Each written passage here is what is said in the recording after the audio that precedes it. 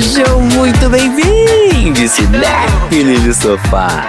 Peguem a sua pipoca de micro-ondas e vamos a mais uma sessão aleatória. Peraí que o tom tá errado. Nesse podcast, assistimos a um filme sorteado e falamos sobre diversas maluquices que surgem por causa dele, como olhos muito coloridos, serial killers que também são assassinos de aluguel e até policiais corruptos e prostitutas honestas. Eu sou o Léo. E, você ou alguém que você conhece já passou relativamente ileso a um acidente ou um perrengue brabo?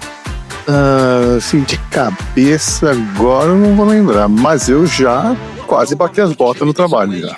Que isso, meu Deus do céu. Eu contei essa história uma vez aqui. É verdade, né? Sobre, uma vez em que eu trabalhava no Japão e quase que levantaram um cano de 5 toneladas, jogaram em cima da gente e por pouco eu consegui fugir.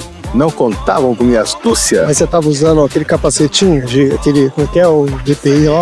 Aquele de plástico que não protege nada? Isso, exato. Porque, né, de repente dá uma força. Bom, a minha pergunta é mais ou menos nessa linha aí. Eu vou perguntar pro mentor. Diga-me, você já correu risco de vida? Ou risco de morte, como preferir? Risco de... é mais fácil. Cara, já. Você morar no Rio, você sair de casa já é um risco de... já é um risco diário. É verdade, você pode achar uma bala, né? Já é um risco diário. É viver... Eu falo que é viver no modo hard, viver no modo perigosamente.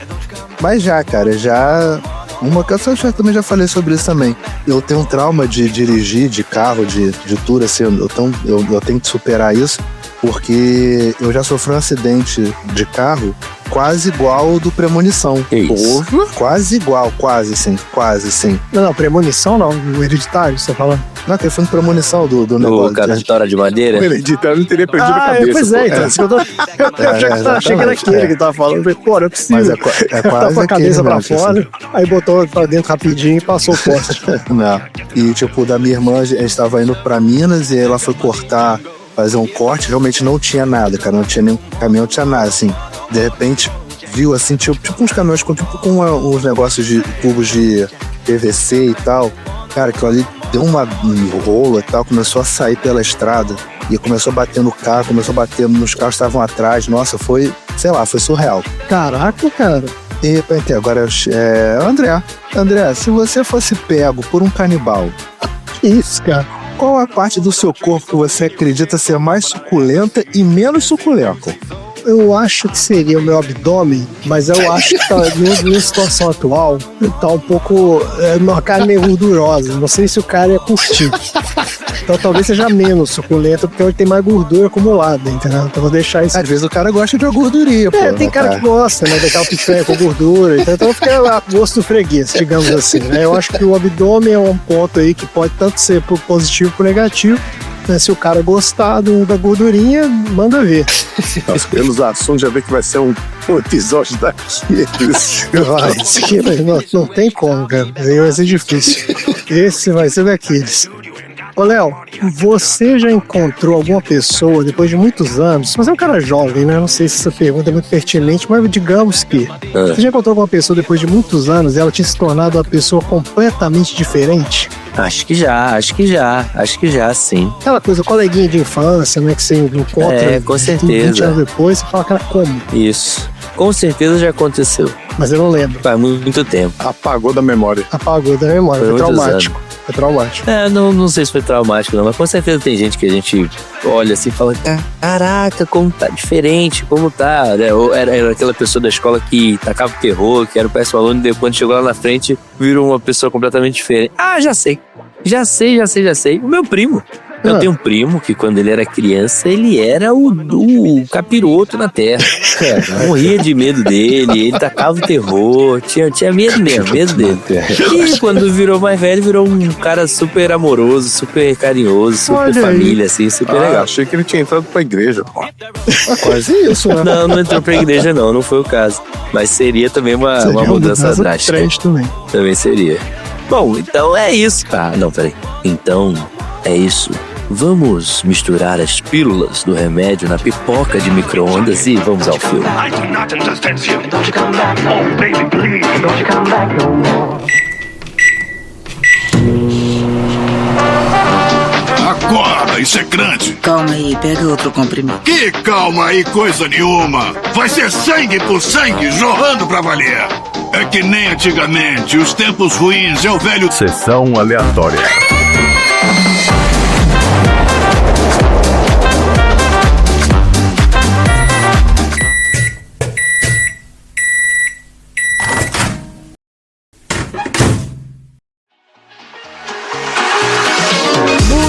Começando mais um episódio do Sessão Aleatória, o podcast mais durão da Baixa Podosfera. Esse é o podcast preferido das mulheres samurais que transformam seus inimigos em dispenser de bala pés. Porque aqui no Sessão Aleatória a gente já falou sobre as balas pés, né? No episódio 67, a espreita do mal. Sim. Já falamos sobre os samurais no episódio 198 de O Império Contra-Ataca. E já falamos sobre algumas pessoas que mereciam ter a cabeça arrancada no episódio 226 do filme Bacurau. Um dos assuntos mais errados de Sessão Aleatória também, né? Devia... Não é não. Não sei se é uma boa ouvir. Todos esses assuntos você encontra nos episódios anteriores de Sessão Aleatória. O filme de hoje é Sin City, Cidade do Pecado. Talvez seja a adaptação de história em quadrinhos mais fiel para o cinema da história. Esse filme veio do Baldinho Mega Blaster, que é o nosso baldinho mais aleatório de todos. É isso? Filmes que alguém mencionou em algum episódio. Sim. E quem colocou Sin City no Baldinho Mega Blaster foi o nosso querido Léo, que está aqui conosco. Olha aí. Bom, Léo, parabéns. No episódio 113, filme Senhor dos Anéis. Você tem alguma ideia de qual foi o contexto, Léo? De onde surgiu isso aqui? Até imagino. E eu não faço a menor ideia. Eu imagino. Elijah Wood. Ela provavelmente é a filmografia do Elijah Wood. Provavelmente estava falando da Exato. filmografia do Elijah. Será? Viu, não viu, exatamente. Eu não vi, olha aí. Foi, não viu? Olha Eu não aí. vi, o Elijah Wood ganhou o cachê mais fácil da vida dele nesse filme aqui, né, cara? Mais fácil da vida dele. Não. Irei defender o Elijah Wood. Fez nada. Não, ele não fez nada. Ele só apareceu a cara dele em 2 Exato, frames. pareceu a cara dele olhando com a cara de bobo, né? O resto foi o dublê. Ele não fez nada. Vamos lá então, aqui ó, Sin City, Cidade do Pecado, é um filme de 2005 dirigido por Robert Rodrigues, Frank Miller e com o Quentin Tarantino como convidado, né? O filme tem o roteiro do Frank Miller e Robert Rodrigues, baseado na série de histórias em quadrinhos Sin City, de autoria do Frank Miller. O filme estrela o Bruce Willis como Hartigan, o Mickey Rourke como Marv, Clive Owen como Dwight e Jessica Alba como a Nancy Callahan. Mas esse filme é daqueles que tem um monte de gente conhecida, né, em papéis pequenos. Aí tem, a gente já falou do Elijah Wood, tem Benício Del Toro, tem Rosario Dawson, Michael Clarke Duncan, Brittany Murphy, Rutger Hauer, cara, tem muita gente. Então só isso já é um chamariz pro filme, né, um elenco desse não é pra qualquer um. E como sempre a gente começa falando do diretor do filme. Esse filme tem 3 diretores, mas o Tarantino é manjado, todo mundo já sabe. Ele aparece nos créditos como diretor convidado, né? Diretor convidado, ele dirigiu uma sequência, né? Aquela cena do carro, do cara falando com... Mas tem uma historinha por causa disso, né? Você sabe a historinha, né? Por causa disso, né? Aí do negócio de $1 lá, que ele... eu vou falar disso. É maneiro. Mas então, ó, vamos falar dos diretores aqui de verdade desse filme. O Robert Rodrigues nasceu em San Antonio, no Texas, em 1968. E desde cedo ele se interessou por cinema. Ele produzia filmes caseiros com a participação da família dele. Aqueles moleque mala, né? Que ficavam pedindo pra filmar todo mundo. Daí ele estudou cinema na Universidade de Texas, em Austin, e começou a trabalhar com curtas-metragens. Aí foi durante a faculdade que ele começou... Olha aqui, cara, ele foi voluntário num experimento clínico remunerado. Não fala exatamente que experimento clínico foi esse. Pegou essa grana e fez o primeiro longa dele, que é o El Mariachi, em 92. Puts, ele escreveu, dirigiu, filmou, editou, ele fez tudo. Ele fez o som. Caraca, que foda. E por $7 mil ele fez esse filme. E esse filme foi um grande sucesso de crítica, né? Ele venceu o prêmio do público do Festival de Sundance e imediatamente o Rodrigues se transformou numa referência, né? Falou, pô, como é que o cara consegue fazer um filme de ação, né, de qualidade, praticamente sem dinheiro? Só uma dúvida, esse é o Mariachi, é a balada do pistoleiro? Então, esse é o Mariachi, é o primeiro filme que acabou virando uma trilogia, né? Porque depois veio a Balada do Pistoleiro, 95, e Era Uma Vez no México, 2003. São todos passados ali no mesmo universo. Ele também ficou conhecido, veio uma parceria com o Tarantino, né? Ele dirigiu Um Drink no Inferno em 96, e depois eles fizeram vários projetos juntos. Fizeram o Grindhouse, 2007, e tem também aquele Planeta Terror, que é um filme duplo também, né? Tem uma parte dirigida por ele e outra pelo Tarantino. Além de vários outros filmes aqui de franquias de sucesso aqui, ó. Esse cara é o responsável pela franquia Pequenos Espiões, que a gente não sabe o que é, mas isso aqui deu dinheiro demais. Isso aqui é um sucesso enorme. Isso foi lavagem de dinheiro. Pequenos Espiões? Não, era bom. Não, cara, pô, fez a vida dele nesse negócio aqui. Cara, tem o Sylvester Stallone, cara, no pois é, franquia. Cara. Não, isso aqui realmente é uma franquia, eu tinha a menor ideia. Já rendeu quase $500 milhões esse negócio. Ele também dirigiu aqui As Aventuras de Shark Boy e Lava Girl em 3D, 2005. É do mesmo mundo, não é? Não? É o mesmo mundo. Eu não faço a menor ideia, é o mesmo mundo? Eles são os Pequenos Espiões, é. Ah, olha aí, tá parte da franquia, né? Faz parte da franquia. Tem um filme recente, inclusive. Tem onde aqui, o Shark Boy e Lava Girl já são adultos. Pequenos Espiões Apocalipse, 2023. Eu assisti essa porcaria. Parabéns, não. O primeiro era bom, Os dois são oito. Depois se perdeu, né? Inclusive, já que o Sin City veio do meu baldinho Mega Blaster, vamos colocar o primeiro Shark Boy Lava Girl aí no baldinho. Aqui, ó. Esse aqui, Shark Boy Lava Girl 3D? Esse aqui? Não, pode ser o primeiro lá. Qual é o dos Espiões? Pequenos Espiões. Pode colocar. Tá ótimo. E tem um outro filme dele que eu gosto também, o Alita, Anjo de Combate, 2019. Isso é um filme. Bom filme. Pode botar no baldinho Mega Blaster, porque esse é um filmão. É um filme legal também, né? Ele é meio desperdiçado, né? Não deu muito certo, então ele meio que... Pô, mas o que eles conseguiram levar pra tela ficou muito bom. Não, é muito legal, a adaptação é muito legal, é parceria com James Cameron, né? Produção do James Cameron, então assim, não é qualquer um. E vamos falar aqui do Frank Miller, ó. Esse cara nasceu em 1957 em Maryland, Estados Unidos, e cresceu no estado do Vermont. Isso aqui é totalmente irrelevante, não sei porque eu deixei isso aqui na pauta. Ele é considerado um dos quadrinistas mais importantes de todos os tempos, principalmente por seus trabalhos que revolucionaram os quadrinhos do Demolidor e do Batman na década de 1980. Sim. O seu reconhecimento no universo dos quadrinhos abriu as portas para Hollywood, onde ele começou trabalhando como roteirista. O primeiro trabalho dele foi o roteiro do Robocop 2. Sabia disso? Sim. Ele é acreditado no filme, só que... E ele fica puto, ele fica puto. Exatamente. Eles deram uma pernada nele, né, nos créditos, deram uma pernada nele de grana, não foi a visão dele que ele queria. Até onde eu entendi aqui da treta, o problema é que assim, ele elaborou o roteiro, entregou lá pros caras, e os caras basicamente mudaram tudo. Não fizeram o roteiro do cara, mas botaram o nome dele lá. Então ele meio que ficou puto, porque tipo assim, pô, ou faz o negócio que eu fiz, ou então tira o meu nome, entendeu? Ele ficou puto porque deixaram o nome dele num troço que não foi ele que fez. Justo. E aí ele ficou meio de bode mesmo de Hollywood, falou que não queria mais se meter com cinema e tal, até que ele foi contatado pelo Robert Rodrigues pra fazer esse Sin City. E aí ele meio que fez as pazes com Hollywood, né? Ele dirigiu ainda alguns outros filmes aqui, ó. Ele dirigiu o The Spirit, o filme, 2008, que é a adaptação do personagem clássico do Will Eisner, que é um dos quadrinistas mais importantes de todos os tempos também. E que ele era apaixonado, né?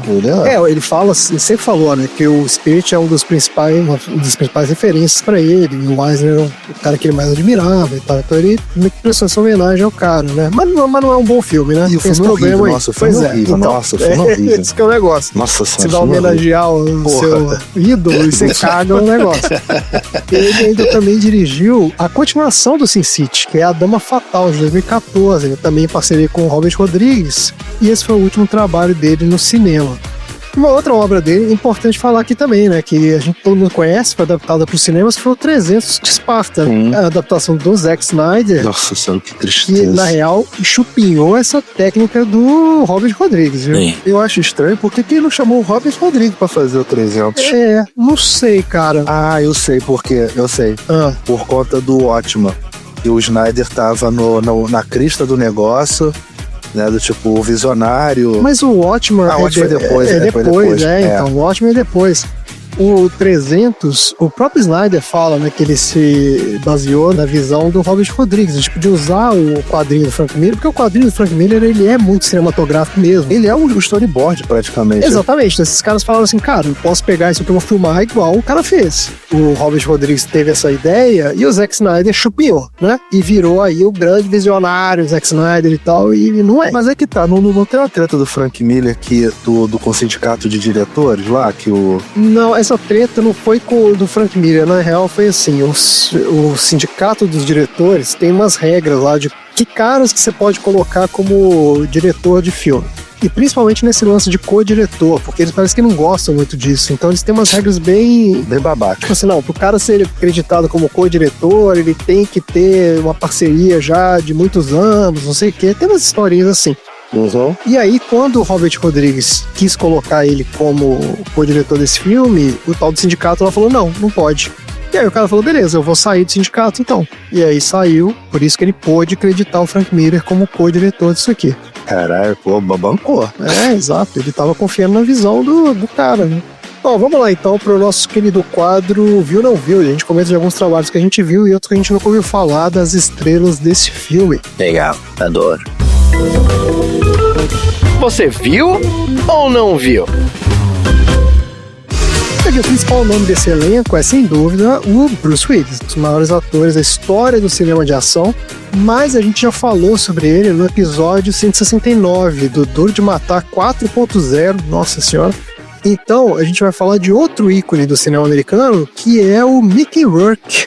Esse cara nasceu em 1952 e ele começou a carreira como boxeador amador na adolescência, né? Ele participou de competição mesmo. Que isso? E acumulou uma série de vitórias. Ele queria ser profissional, né? Só que o que aconteceu foi que ele se arrebentou inteiro, né? Sofreu uma série de concussões e teve que se afastar do esporte por recomendação médica. Daí ele foi fazer teatro e acabou decidindo investir na carreira de ator. O começo de carreira dele foi fazendo pontas no final dos anos 70 e começo dos anos 80, mas a carreira dele decolou quando ele teve o papel no filme Quando os Jovens se Tornam Adultos, de 82. E em seguida veio O Selvagem da Motocicleta, de 83, que aí o cara meio que se consagrou mesmo, né? Ele se tornou um dos grandes ícones aí do cinema, desse papel do anti-herói e tudo mais. Na segunda metade dos anos 80, ele estrelou 9,5 Semanas de Amor, em 86. Eu conheci ele por esse filme. Todo mundo conhece ele por esse filme, porque a gente era criança nessa época, né?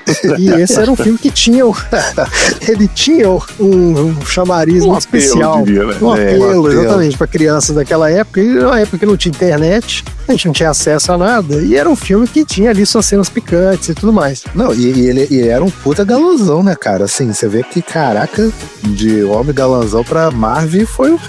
Ele era galãozão, né, cara? Ele fez vários filmes nesse estilo do 9,5 Semanas de Amor. Esses filmes de policial, entre aspas, que é meio soft porn. Uhum. Mas ele fez os outros filmes legais também, que ele fez O Coração Satânico, de 87. Tem aqui o Barfly, Condenados pelo Vício. Só que aí ele meio que pegou bode, né? E acho que essa coisa de ele ficar meio rotulado como galã e tal, e o cara não tinha essa pegada. Ele era um cara meio complicado ali, né, até psicologicamente, tudo. Então ele entrou numa loucura de que não, ele tem que voltar a lutar. E em 91 ele voltou a lutar boxe e desacelerou do cinema. Ele até continuou fazendo filme, que eu vi que tem crédito dele praticamente todo ano, mas ele tava fazendo umas pontinhas, uns papéis menores e tal, e o foco dele era a carreira de boxeador mesmo. Aqui, ó, ele foi bem, ele lutou 8 lutas profissionais, venceu 6 e empatou 2. Só que como resultado dessa fase, ele se arrebentou inteiro de novo, né? Ele quebrou o nariz, quebrou a costela, que fala que ele quebrou o dedão do pé. Como que o cara numa luta de boxe quebra o dedão do pé? Não sei.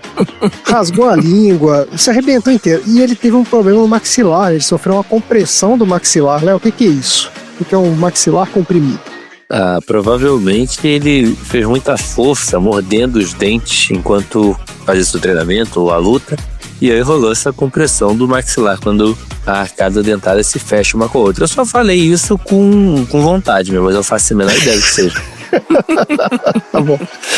Posso te dizer que é um chute melhor do que o que eu faria. Que pra mim foi que alguém deu um soco no maxilar deles e me galhou o queixo do cara.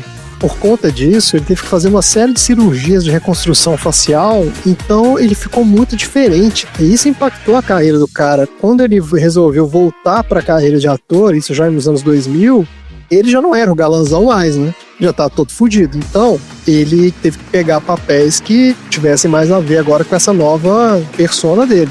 E o retorno dele a Hollywood aconteceu justamente nesse filme aqui, né? O Sin City. Mas a consagração veio no filme seguinte dele, que foi O Lutador, de 2008. Lutador. Esse filme, ele ganhou o Globo de Ouro e ganhou uma indicação ao Oscar, né? É um filmaço mesmo, né? Deprê pra caramba, um filme deprê. Sim. Mas é meio que, até, não chega a ser bem autobiográfico, mas é um personagem que tem a ver com a vida dele também, né? Um cara que já era meio decadente ali, né? Lutador de luta livre e tal. É um ótimo filme. E aí ele fez o Homem de Ferro 2, ele tá naquele Imortais, 2011, um filme muito ruim. Mortais? Qual que filme é esse? É um filme meio que uma cópia de 300, mas que não... Nossa. Cara, é um filme muito ruim. Aí ele tá aqui também, ele fez a continuação também do Sin City, né? Dama Fatal, de 2014. E ele tá todo vapor aqui. Eu vi que em 2025 já saíram 3 filmes com ele. Que foram O Caminho das Sombras, Jade Guerreira Solitária e O Zelador de Ouro. Isso parece um filme pornô, cara. Zelador de Ouro. Qual que é isso, mentor? O Zelador de Ouro. Realmente do mentor. Olha aqui, o mentor, eu acho que só não viu esse filme aqui com ele, ó. 1941, Uma Guerra Muito Louca, de 1979. Não, se tem Uma Guerra Muito Louca, me remete à Sessão da Tarde. Sessão da Tarde, né? Tipo, Uma Guerra Muito Louca. Então, a sinopse do IMDb é a seguinte, aqui, ó. Californianos histéricos se preparam para uma invasão japonesa nos dias após Pearl Harbor. Esse é a sinopse. Você pensa que filme é esse? Só que sabe quem é que tá nesse filme? Tá o Dan Aykroyd, John Belushi, Christopher Lee. Esse filme, cara, estrelado. Só tem estrela no filme. E sabe de quem é o roteiro desse filme? Você vai dizer, Steven Spielberg. Robert Zemeckis, meus queridos. Olha aí. Que isso, gente? E a direção? Cash. Steven Spielberg. Acertei. É o Spielberg? É o Spielberg, cara. Inacreditável. Esse foi o acertei. filme que o Spielberg fez depois do Contatos Imediatos do Terceiro Grau. Gente, na época eu não entendi nada. Eu assisti e não entendi nada, cara. Só não coloque no baldinho, gente, por favor. Essa piada Pô, mas é a história do cinema, cara. Vocês não gostam do Spielberg aí, ó? Todo mundo fala que já viu todos os filmes dele. Tá faltando esse aqui. Tem que ver. Eu vou botar no baldinho. Aí, ó, 1941. Uma Guerra Muito Louca. Nós vamos ver. Vamos ver esse filme aí. Vamos lá então para a sinopse do IMDb de Sin City, a Cidade do Pecado. Uma exploração da sombria e miserável Basin City e 3 de seus moradores, todos envolvidos em violenta corrupção. É isso. É isso, né? Tá certo. Tá certo. É que não é dá só... pra melhorar. Não é só 3. Não dá pra melhorar muito não, viu, mentor? É mais ou menos isso aqui mesmo, ó. Porque o que eu fiz aqui foi o seguinte.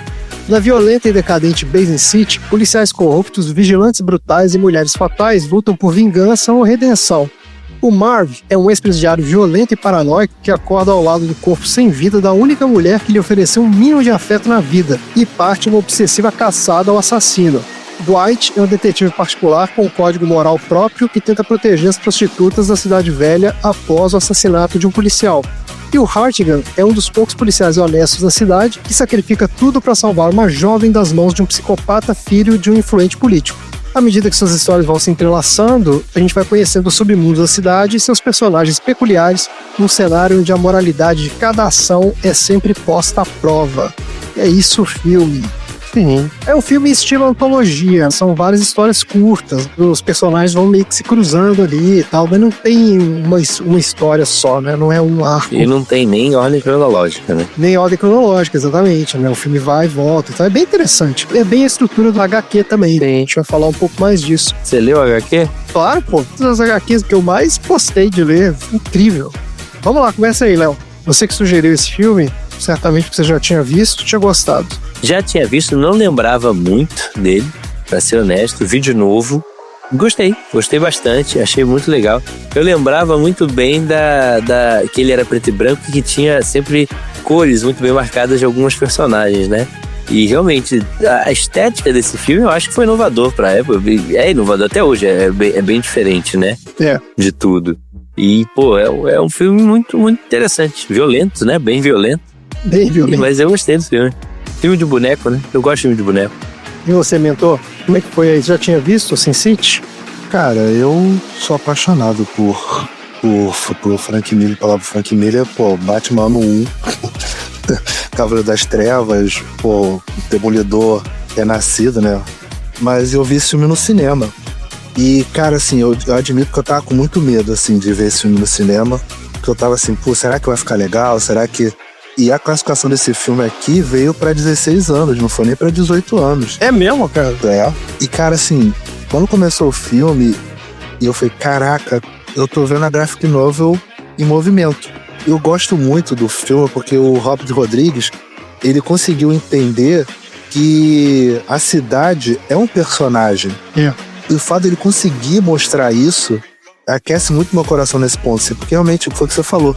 São várias histórias, mas o protagonista é a cidade. Porque você vê que as histórias se permeiam ali sem cronologia, sem ordem cronológica, né? Tanto que quando volta pra história do Hartigan, aparece o Marvin no bar e o cara lá, o Owen, tá lá. É isso aí. ele conhece o Marvin.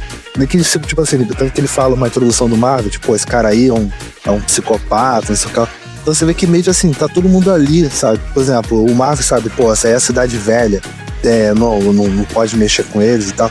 Não sei se você vai falar isso lá na parte de curiosidade, mas tem uma coisa engraçada que o Frank Miller, ele autorizou o Rodrigues a fazer umas adaptações ou mudar alguma coisa, né? Tipo, ó, cara, se você achar melhor, aí ele falou, não, você fez assim, e vai ter que ser assim. Aí o cara, não, cara, mas não sei se fica legal na tela, assim, cara, vai ser assim, você fez assim.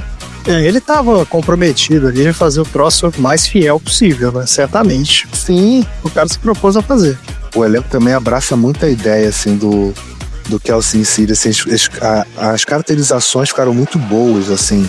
Você olha o Marvin, e você vê no quadrinho o Hartigan, né, o X na testa, né, a cicatriz na testa, o Kevin, o Léo até brincou da questão do olho, né, dos olhos coloridos, né. Uhum.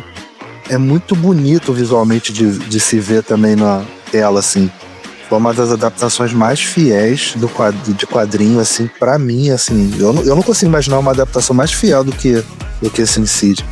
Porque se você pegar 300 é uma história tão pequenininha e o Snyder viajou tanta linguiça ali, botou tanta coisa que não tinha, e realmente tudo bem, eu até entendo porque senão o filme ia ser 20 minutos de filme, 30 minutos de filme. É, ele teve que dar uma esticada e criar uns arcos, né?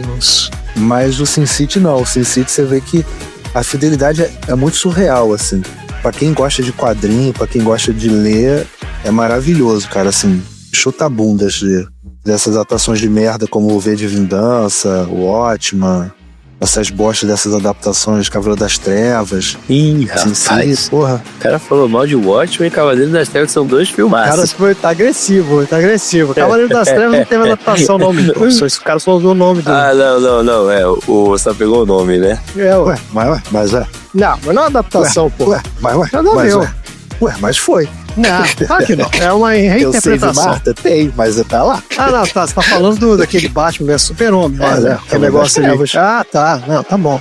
Mas é que você leu o quadrinho? Você conhecia? Não, nunca li Sin City. Boa pergunta. Não, né? Nunca li Sin City. Eu gosto de quadrinho, eu leio quadrinhos, mas eu nunca li Sin City. É, porque assim como mentor, eu já conheci o quadrinho, então quando você vai ver o filme, você já meio que tá com muita coisa na cabeça ali, né? Você preenche muita lacuna, né? Você sabe o que tá rolando, então a experiência é diferente. Com certeza deve ser. Eu percebo isso quando eu fui assistir Duna, eu preenchi várias lacunas que não tinha, porque eu tinha acabado de ler o livro, né? Então deve ser a mesma coisa pra quem leu o quadrinho.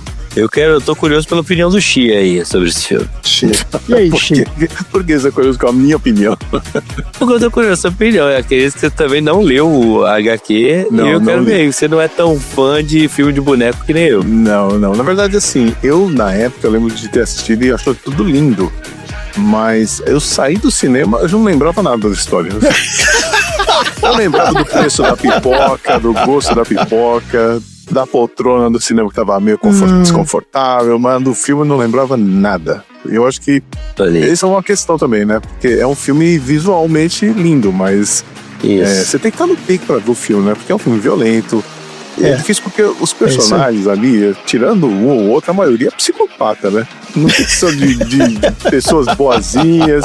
Não tem nenhum bonzinho. Amigo, já não aqueceu seu coração, Pois então, maluca lá e tal. E Não assim, tem nenhum também bonzinho. tem problema, né? Sei lá, acho que praticamente todas as personagens femininas do filme ou são strippers ou são prostitutas. Tudo bem, o nome da cidade é Sin City, né? Por um motivo, fala, pô. Então, assim, aquela coisa, você olha e fala assim, morreu, mas também não é uma grande coisa, tudo bem. Então, você você não cria uma empatia com o personagem, assim. Mesmo o Marvel não tem empatia porque não tem arco nenhum, né? Os personagens, eles não têm histórias, eles não têm background, não tem nada, né? O máximo é o Hartigan, cara, que ele tem um arco de redenção dele do lado. De redenção estorta, mas tem. O Hartigan ainda é um que pelo menos ele fala um pouco também de qual era a história dele ali, né? Mas os outros, é que assim, é tudo muito estereotipado, né? A visão, a coisa do Sin City, até do quadrinho mesmo, é isso. Você tava brincando muito com os estereótipos de filme noir, aquela coisa do policial durão, e os caras tomam tiro pra caramba e não acontece nada. Pula do prédio, pula da janela do prédio, tá tudo certo. Todo mundo é meio super-herói também, né? Então, é tudo muito estilizado. Então, a impressão do Shin, eu acho que deve ser de muita gente que vê o filme, tipo assim, cara, que filme é esse? Porque as coisas não fazem muito sentido também, né? Nada é muito realista ali, né? Nada. Porra, ele esfrega a cara do maluco no asfalto, mano. Isso seria genial, cara. Isso, até o maluco falar. Até o maluco falar, tipo, falar o quê? Tipo, ele esfregando a cara no asfalto. Quando eu fui ver esse filme, fui ver no cinema também, e eu era também já fã do quadrinho, né? Esse quadrinho começou a sair na década de 90, então eu já tinha várias edições, tudo. E eu adorava, porque o quadrinho é muito inovador mesmo, assim, ele é bem diferente, né? Ele é tudo preto e branco, o traço do Frank Miller é muito peculiar, assim, muito particular, né? O cara, ele é muito bom, ele é um cara meio maluco, mas é um baita de um quadrinista mesmo. Então quando eu fui ver o filme, eu já tava pilhado. Eu falei, pô, esse filme vai ser legal pra caramba, né? E na época, eu tinha uma namorada, e a gente ia no cinema todo fim de semana. E ela foi ver comigo, né? Porque eu tava louco pra ver esse filme. Eu falei, cara, vamos ver, esse fim de semana é o Sin City, vamos ter que ir. E a gente viu o filme e eu tava maravilhado, cara. Achei um filmaço, visualmente incrível, né? E lembrando das cenas, é igual o Mentor. Ele falou, cara, é igual o quadrinho, as poses são as mesmas, as cenas os enquadramentos são os mesmos. Aquela coisa do sangue branco, né? Os caras começam a sangrar, aquela mancha branca pra todo lado. E eu tava naquele mundinho ali, né? Porque eu já conhecia muito, então eu fiquei muito preso na estética do negócio. Na hora que a gente saiu do filme, cara, essa minha namorada é uma putaça. Que bosta de filme, o pior filme que eu já vi. Cara, ela descascou o filme e ela ficou putaça. A gente teve uma briga feia, cara. Eu lembro que a gente ficou assim uma semana sem conversar. Ela ficou falando, como é que você deu, que você gosta de um negócio desse, um troço violento pra caramba, não sei. Exatamente, nesse nível. E eu assim, não, cara, mas assim, esse é quadrinho, é violência estilizada, assim, é tudo exagerado mesmo, assim, porque é pra ser exagerado, entendeu? O Frank Miller faz isso. Não, que não sei o que maluquice. Esse comentário que o Chico falou também, pô, as mulheres são todas prostitutas, não sei o que, uma personagem feminina, no filme não sei o que, machista do caramba. E é mesmo, né? Assim, ele é misógino, ele é, cara. É, porque, né? Mas é isso, é porque ele tá pegando ali os estereótipos, né? Dessa literatura pulp, tá fazendo uma saroca de um monte de coisa lá. E o Frank Miller é um cara também, como eu já falei. Complicated. É um cara complicado também, né? Complicated. Então eu tive essa experiência com esse filme, e aí eu fiquei meio marcado por isso. Esse filme eu nunca mais revi, né? E fiquei meio traumatizado. E aí, cara, fui rever agora. E é um filmaço, cara. Eu gostei. Visualmente, é um filme incrível. Sim. Usa uma série de truques, assim, muito bem bolados de câmera. Você vê que é tudo ali tela verde, né? Tudo CG. Mas, cara, é muito bem feito. A coisa das cores, como que ele usa pra destacar certas, né? Os olhares ali das pessoas. As atuações são super exageradas. Então, assim, ele é todo muito exagerado. É a estética, né? É tudo em prol da estética do filme. Exato. E funciona. Funciona. E apesar de concordar com o Shin, que a história em si é meio escrota, me prendeu. Eu fiquei ali e falei, pô, eu quero ver o que vai acontecer com esse cara. Quero ver se vai matar, como é que ele vai matar o Elijah Wood. Quero ver o que vai acontecer com a menininha. Não matou, né? No fim não matou. Ninguém morre nesse filme também. Só os caras. Como é que é? Ninguém morre nesse filme. Lógico que morre. Não, os caras morrem, mas demora pra caramba pra morrer. E, inclusive, no final... Não, porque toma 400 tiros, né? Quando ele... Claro. Vamos falar sobre isso. Mas uma coisa que eu falei assim, porque como assim? Quando ele vai atrás do cara amarelo, mostra o Elijah Wood lendo o jornal de boa ali. É verdade, na fazendinha lá, né? Só que tem o lance, né? Que a ordem cronológica não é igual. Acabei de perceber isso. Que eu tipo assim, ela já tá vivo de novo? Não necessariamente é de novo, né? Isso pode ter acontecido antes do outro cara ter ido. Se passa antes, né? Sim, passa antes. Tanto que você vê no bar lá do Hattigan, o Marvin tá lá vendo a Nancy dançar. Exato, isso. Mas agora o cara tá ali meio que pra proteger o cara, mas ele nem aparece, ele não vai lutar contra ele, deixa ele lá de boa. Então, no fim das contas, eu achei assim, como experiência cinematográfica é muito legal, é um filme muito diferente de tudo que você tá acostumado. Depois virou meio lugar comum, porque os caras aí veio Zack Snyder, esses caras começaram a fazer muita coisa parecida. Mas só o bullet time, a estética em si de ser preto e branco, se bem que o Snyder gosta de preto e branco. O Snyder adora, né? Fica enfiando tudo preto e branco. Mas esse é um filme em preto e branco, tem detalhes coloridos, é como se fosse pra marcar o personagem, tipo, aquela é a mulher do cabelo louro. Isso. Aquela é a mulher do olho azul. Aquela é a mulher do cabelo vermelho. Uma pergunta aí, quantas vezes vocês deram pausa num filme pra ver a cena e falaram, caraca, olha esse quadro, como ficou isso? Pois é, cara, os quadros são incríveis. Sim. E muito disso vem do quadrinho mesmo. Do quadrinho, uma cena que eu lembrava assim, falei, cara, é exatamente assim no quadrinho. Os caras fizeram uma coisa muito bem feita. Cara, aquela cena da Mirror, tipo assim, quando ela solta, né, tipo assim, vem... Pô, é genial, cara. Ela até a parte de cima, assim, quando eles começam, as prostitutas começam a atirar, né, no beco, Sim. né? É uma baita adaptação. Pra quem gosta do quadrinho, gostou do filme, não tem como a pessoa não gostar. Eu nem acho que fidelidade é um critério pra avaliar muito, porque assim, eu já tenho adaptações que não precisa ser fiel. O cara basta adaptar direito. Sim. Mas nesse caso, já que o cara foi all-in, e ele adaptou igual, cara. E ficou muito legal. E nesse caso funciona. É diferente, por exemplo, do Watchmen, que Zack Snyder tentou fazer lá um negócio parecido, e no Watchmen não funciona, né? Porque o quadrinho não é só o que tá na página ali, né? Tem muito mais por trás. A gente já falou disso. Não vou voltar no Watchmen, porque senão a gente não termina esse episódio. Exato. Não, porque aquele episódio teve 2 horas e meia, não. Teve 2 horas e meia, ainda cortou metade, porque ninguém aguentava mais, a gente ficou falando sem parar.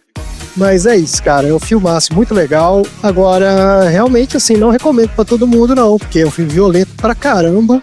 É estilizado, não é gráfica. Ela é gráfica, mas ela é cartunesca, digamos assim, né? Mas, assim, tem tudo ali, cara. Tem decapitação, tem desmembramento. Tem um maluco com um cano de revólver na testa, pô. Com cano de revólver. Isso é muito bom, cara. Cara, isso é muito Tarantino, né? Por que seu Tarantino faz então, tem muito dessa coisa, desse exagero também do próprio Tarantino, né? Que é uma coisa que muita gente não gosta dos filmes dele, de tudo com aquela sangueira exagerada, pra caramba. É engraçado. Vocês falam negócio de gore, não sei o que lá e tal. Pô, tem a cena do Elijah que fica lá o cotoco, né? Mas sabe qual é a cena de todas as cenas que mais me dá agonia? É a cena quando a mulher... A do cabelo amarelo, a do cabelo vermelho ou a do olho azul? A do condicional do Marvel. Tá, a doutora que dava os remédios pra ele. Não, ela não é a doutora, era agente de condicional. Ela é a namorada da doutora. Isso. Cara, a cena que ela narra, ela vai falando que o cara e mostra o cotoco da mão dela, essa cena me dá muita agonia. E olha que, porra, esse filme tem muita coisa mais bizarra. Mas eu não sei porque essa cena me dá um desconforto, uma agonia. Porque ela vai falando, ele me fez olhar, não sei o que lá. E ele mostra o cotoco. E aí tu consegue imaginar ele comendo aquela mão e olhando pra mulher. Mas ela só fala isso. É muito surreal. É o desconforto que me dá, cara. Eu falo, gente. E aquela cara de psicopata do Elijah Wood, cara. Aquele Sméagol. Aquele é o Sméagol, cara. Não é o Frodo, não. Não é o Frodo, não, cara.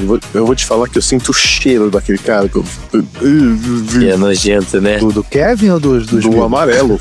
Ela é o Bastardo Amarelo. Ah, do amarelo. Putz, sim. Ele fala, né, que o cara tem um cheiro horroroso. Isso também é maneiro, porque parece que você entra e fala assim, pô, você fala, cheiro de churume de feira, sei lá, né, uma coisa...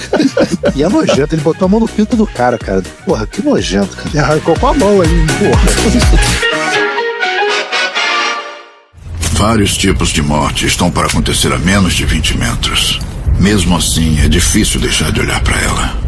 Estamos mais seguras do que imagina, Lancelot. Aqueles caras no carro estão a um passo de ver o que a Mirror pode fazer. E ela está louca para treinar.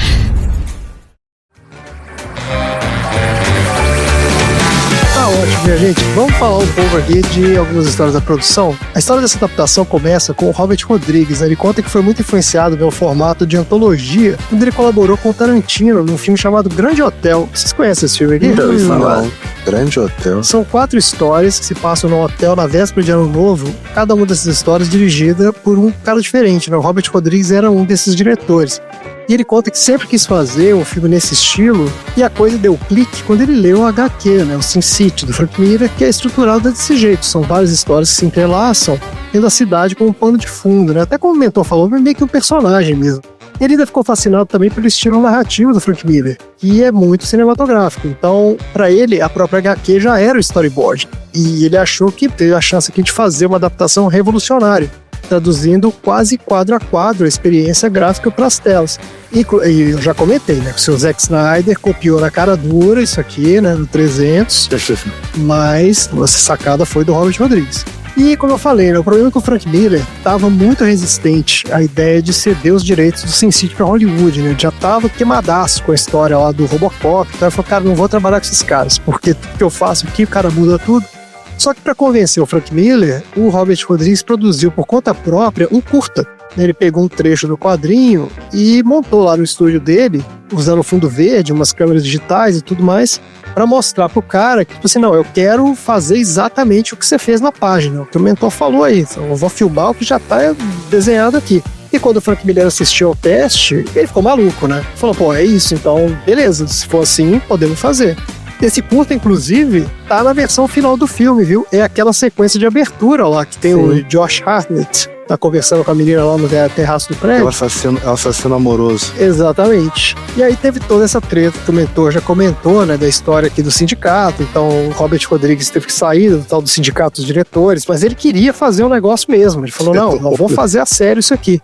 Mas quem trabalhou de verdade nesse filme foi ele, Robert Rodrigues, porque além de dirigir, ele assinou a fotografia, a montagem, parte da trilha sonora, e ele ainda trouxe o brother dele lá, o Tarantino, né, pra dirigir aquela sequência lá do Dwight conversando com a cabeça lá com o Jack Boy, tá morto no carro, né, cara? Aquilo ali é muito Tarantino, né, cara? Você vê que tem um cheiro Tarantino, né, cara, aquela cena, né? Tem total a cara dele. E a história do $1, que o mentor tinha comentado lá, é que é o seguinte, quando o Tarantino fez o Kill Bill Volume 2, o Robert Rodrigues fez a trilha sonora daquele filme e cobrou $1, né? E aí, tipo, era a brother do cara. E aí o Tarantino disse que pra participar desse filme aqui, ele falou, não, eu vou te cobrar também, eu vou te cobrar $1, que é a mesma coisa que você cobrou pra participar do outro filme lá. E o filme foi inteiro rodado em tela verde, né? Aquela técnica que os atores contracenam diante do fundo verde, e os cenários depois são inseridos por computação gráfica. Em vários planos ali, nem os atores estavam juntos, você sabia disso? Sério? Tudo ali era pensado para separar cada performance e juntar na pós-produção, né? Tem até uma entrevista que eu achei da Brittany Murphy, a menina até faleceu, não é uma pena. Ela contou numa entrevista que ela tava sozinha às 5 da manhã. Aquela cena do bar lotado, você falou, né? Aquela cena que tá lá o Marv, tá a Nancy tá dançando, aí chega o Hartigan, a galera tá toda ali, né? Não tinha ninguém ali? Não tinha ninguém ali. Que isso? Não tinha ninguém ali. Ela filmou a parte dela às 5 da manhã no bar vazio. E depois os caras compuseram tudo aquilo ali pro computador, né? Caraca, que foda. Ele era garçonete, né? Ele era garçonete, exatamente. Ela passa ali, ela conversa com o Hartigan, mas ele também, o Bruce Willis não tava na cena ali, né? Ela tá falando sozinha. Que loucura. Caraca, que bizarro. Incrível. É muito bizarro. E a cena famosa lá do Tarantino, né? Aquela conversa lá entre que é o Clive Owen e o Benício Del Toro, né? Não tinha carro, não tinha chuva, não tinha estrada, não tinha nada. Aquilo eram os dois caras estavam sentados numa cadeira e tudo foi adicionado digitalmente, cara. Não, mas o Benício Doutor tava ali pelo menos. Não, ele tava ali, ele tava ali, os dois no banquinho, ele inteiro, espero. Mas o resto todo foi adicionado por computação. E um dos maiores desafios técnicos que eles tiveram também foi o design dos personagens, né? Porque o desenho do Frank Miller é super estilizado, vários caras ali têm uma aparência deformada, né? Monstruosa e tal. Para criar o Marv, por exemplo, a equipe de efeitos teve que fazer várias próteses e demorava 2 a 3 horas para aplicar todo dia no Mickey Rourke. Ele disse que quando ele chegava na parte de atuar, ele já estava exausto. Só de ter que ficar lá aplicando aquela porcaria na cara o tempo todo. Imagino. Mas o que combinava com o personagem dele também, que é um cansado. Né? Que é o cara cansado, pois é, exatamente. Funcionou, né? E o Bastardo Amarelo, a equipe teve que criar uma máscara também pro ator lá e ainda fizeram um coletinho pra fazer a pancinha dele, um coletinho abdominal de espuma, tá falando? Que ele ficou com a pançona, Ele fica aquela pancinha lá. Pode crer. É dureza. E diz que era um calor insuportável, né? Que era duro atuar com aquele negócio ali. E uma curiosidade aqui de seleção de elenco, que o Robert Rodrigues não conseguiu todo mundo que ele queria pro filme, porque ele queria o Johnny Depp para fazer o papel do Jack Boy. Olha só que não rolou por conflito de agenda, né? Ele tava filmando O Libertino. Daí o papel ficou com o Benício Del Toro. E combinou, funcionou. Funcionou, né? Funcionaria com o Johnny Depp também, que é outro maluco do caramba também. Funcionaria também. Eu... É um cara bêbado, ele é ótimo fazer um cara bêbado. Exatamente. Mas, sei lá, mas eu achei que o Benício Del Toro ficou mais... Não sei, acho que ele caiu mais como mais pro personagem, assim. Mais vilãozão, talvez, né? Johnny Boy tem cara mais de Nice Guy. O Johnny é Nice Guy, né? Depois de tudo que ele fez com a mulher dele. Olha aqui, ó. Qual foi o resultado disso tudo, então? O Sin City estreou nos Estados Unidos em 1º de abril de 2005, no topo das bilheterias. Ó, ele teve um orçamento de $40 milhões e só no primeiro fim de semana de exibição ele já rendeu 30. Olha aí. Então, no final da exibição, ele teve a arrecadação total de $158 milhões. Tá bom. Foi um sucesso comercial enorme, que nem o estúdio esperava. E a recepção crítica também foi positiva, né? Vários críticos elogiaram a tradução do imaginário pulp noir para a tela, né? E a fidelidade à obra do Frank Miller. Em Cannes, o filme competiu pela Palma de Ouro e o Robert Rodrigues acabou ganhando um prêmio, que é o Grande Prêmio Técnico, pela sua direção visual do filme, né? Que é muito incrível. O filme também recebeu diversos prêmios especializados, até hoje reconhecido como uma adaptação única e inovadora que conseguiu traduzir como poucas a linguagem dos quadrinhos para o cinema. E teve a continuação, né? Que é o Sin City, a Dama Fatal. Foi lançado em 2014, por quase 10 anos depois. Teve também a direção da dupla Robert Rodrigues e Frank Miller. E vários dos atores voltaram do primeiro filme, mas esse filme foi um fracasso completo. Também foi considerado pela crítica uma sequência bem inferior à original e enterrou de vez a franquia, né? Não vai ter mais Sin City. É porque, na verdade, os contos que ele pega não são contos muito legais, assim, pra... Porque a impressão que eu tenho também é que o quadrinho também foi piorando. O Frank Miller, no início, as primeiras, né, A Grande Matança, O Bastardo Amarelo, aquelas histórias do início ali, os primeiros 3, 4 volumes ali, são muito bons. Que são os que estão nesse primeiro filme. Depois, que é o The Hard Goodbye, né? Isso, exatamente. E depois ele meio que vai perdendo um pouco do impacto também, né? Porque começa a ficar meio repetitivo também. Sim. Não tem muito mais pra onde ir. E o Frank Miller não é um cara muito também de aprofundar nada, então... Ele é muito criativo. Ele não é um cara que consegue aprofundar muito, né? Então acabou que, como o quadrinho foi piorando, então eu acho que o filme meio que reflete isso também. Eu não cheguei a ver, não. Eu realmente peguei trauma desse filme aqui, mas agora até fiquei com vontade. Eu vou procurar esse Dama Fatal, porque, pelo menos visualmente, ele parece também seguir o mesmo estilo, né? E é isso, minha gente. Bora pro troféu aleatório, então? Bora.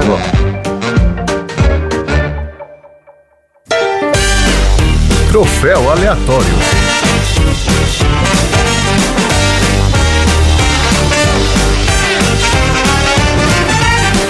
Vamos lá então, Chi. Qual é o seu troféu aleatório aí pro Sin City? Eu quero dar o troféu Matrix de melhor esquiva contra tiros, que vai pro personagem do Elijah Wood, lá o Kevin, que consegue se desviar de uma chuva de bala, né, que o Marvin descarregou nele, só que não conseguiu se desviar de um soquinho. Vai difícil, né? Pior que mostra ele esquivando mesmo, né? O cara atirando, ele vai pro lado. Então. Você fala, caraca. E você, Mentor, qual é o seu troféu aí? Cara, então, eu tinha um, mas depois eu acabei criando dois porque teve um negócio que me incomodou um pouco. O primeiro é: ou você morre como herói, ou vive bastante pra ser o vilão, vai por Elijah Wood, que saiu de um personagem Frodo, o desprezível do Kevin. Cara, aquele moleque é desprezível. Eu nunca tive tanto ódio, quer dizer, eu tinha ódio do Frodo também. Mas o Kevin, puta merda, tá de parabéns. Mas o Kevin, nesse filme, ele é só um pau mandado, né, não? Cara, ele é contratado ali do... Mas a cara dele me dá ódio. Ele tem uma cara socada. Então. Ele não tem expressão, né? Ele não tem expressão. Ele não tem expressão, é. O óculos é branco toda hora. E o meu outro prêmio, o meu troféu, é o Michael Jackson ao contrário, que vai pra Nancy. Cara, essa parte me incomodou um pouco. Assim, a Jessica Alba tava no auge, ela era a musa, todo mundo, né, tinha aquela coisa com a Jessica Alba. Mas, cara, assim, a Nancy era uma menina loira, branca, e ela cresce e vira uma latina platinada. Tipo assim, caraca, como assim, gente? Ali teve uma suspensão de descrença. Tinha aquela menininha ali, virou Jessica Alba, né, cara? Ficou... Porra, é meio esquisito mesmo. Meio Hart não entendeu nada. Ele chegou ali e falou: entendeu. E você mesmo? Tipo, sério? E a ética dele, dane-se também, né? A Jessica Alba, Nossa senhora, é que essa é a parte mais escrota desse filme, cara. Nossa, é muito bizarro. Né? Você vê a filha que eu nunca tive, não sei o que, e tá lá o cara pegando a mulher depois. Tava esquisito. Ficou bem esquisito isso aí, né? Tá, ótimo. Você, Léo, qual é o troféu? O meu troféu é o troféu patinação artística, que vai pra todo mundo que corre nesse filme, que corre como se estivesse com patins no pé, né? O Elijah Wood, inclusive, né? E o Elijah Wood, inclusive. É o troféu patinação artística pros corridas do pessoal. Eu imagino o Léo puto com a coordenação do povo ali. Tipo, olha aí, só pisada nisso aí, porra. Pois é. Eu quase falei sobre corrida no meu assunto aleatório. Falei, não, deixa eu... Não vou levar isso no meu coração, não. Aí eu mudei. Cara, tem que superar. Esse filme é tudo estilizado. É isso. Eu também, né, cara? Eu vou dar aqui o troféu Morto Muito Louco, de melhor ocultação de cadáver, né, que vai pro Dwight e a Gale. Eles fazem uma presepada, né, na hora de colocar o Jack Boy no carro, porque ele fica falando assim, não vai caber. Aí a Mirro vai lá e picota o cara, né? E você pensa, bom, agora vai. Mas não, botaram o cara sentadinho ali do lado do... Eles só cortaram as pernas dele. Então, cara, picotaram o cara e ainda botaram ele sentadinho. Quer dizer, o cara só tinha um cotoco, ele era só o tronco do Jack Boy. É porque não ia entrar no carro por causa do rigor mortis. O corpo fica duro e aí não ia entrar. Tá certo. Foi isso, então. Tá certo. Tá vendo? A gente não tá pensando igual o serial killer. Esse que é o negócio. Deu a me preocupar. Mas o ponto é, eles colocam o cara sentadinho ali e com aquele cano enfiado na cabeça. Maravilhoso. Né? Então, assim... O melhor é policial, né? Tipo, seu amigo bebeu demais, não, porque ele dá um freadão justamente pro cara baixar e o policial não conseguir ver a arma, né? Pô, cara, mas o cara só tá pela metade ali, cara. O policial não viu mas é em preto e branco, é difícil de ver. Muito bom, Léo. Só funciona em preto e branco. Preto e branco era difícil de perceber. Essa tática só funciona em preto e branco mesmo. Ai, cara, muito bom. É isso, minha gente. Quem é que vai entregar, então, esses troféus aí? Cara, podem ser assassinos de aluguel, ou podem ser as garotas de programa, ou podem ser agentes da condicional. O pessoal não vai querer receber esse prêmio, não. Eu acho que ninguém vai querer em Sin City buscar esse prêmio. Esse troféu vai ficar no estante. Esse prêmio vai ficar lá. Vai ficar lá em Sin City. Quem quiser, então, vai lá buscar. Quem tiver coragem. Quem quiser, tá lá na igreja. Tá lá na igreja de Sin City. Isso, tá ótimo. É isso. Maravilha, então, minha gente. Bora, então, para os assuntos aleatórios.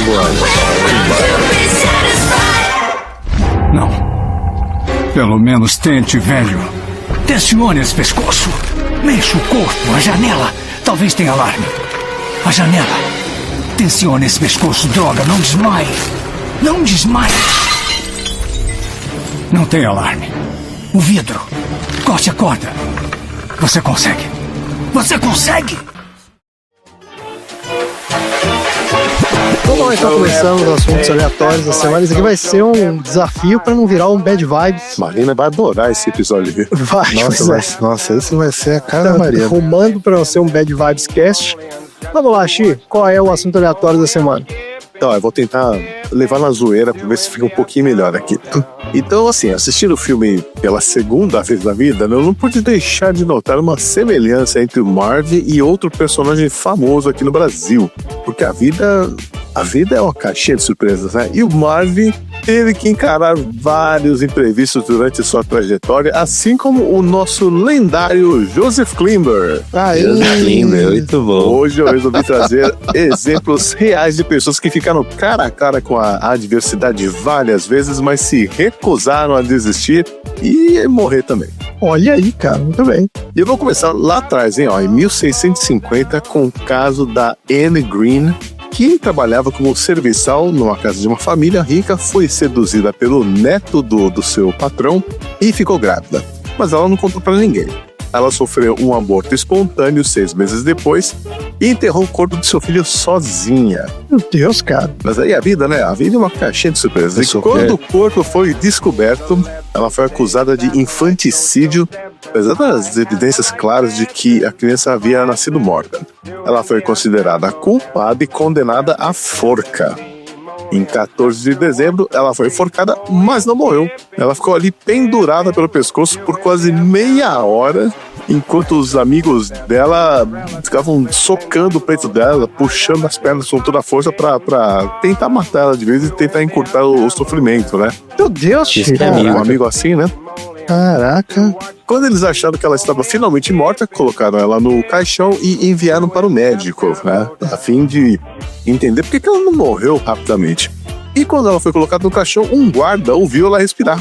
Aí ele resolveu dar uns socos no peito dela para acabar com o sofrimento dela no ato de caridade. Né? Deus do céu, caridade cara. desse jeito. O cirurgião que recebeu o corpo notou que ela não tinha morrido ainda e reviveu ela com estímulos na garganta e um enema quente. Pois é, quando a coisa esquenta lá embaixo, até defunto levanta. Que isso? Ela acabou sendo perdoada, casou-se e teve mais 3 filhos antes de finalmente falecer. Que isso? Em 1665, durante o parto de um dos seus filhos. Achei que ela tinha morrido de gripe. Eu também, Pois só é. morreu de gripe, coitado.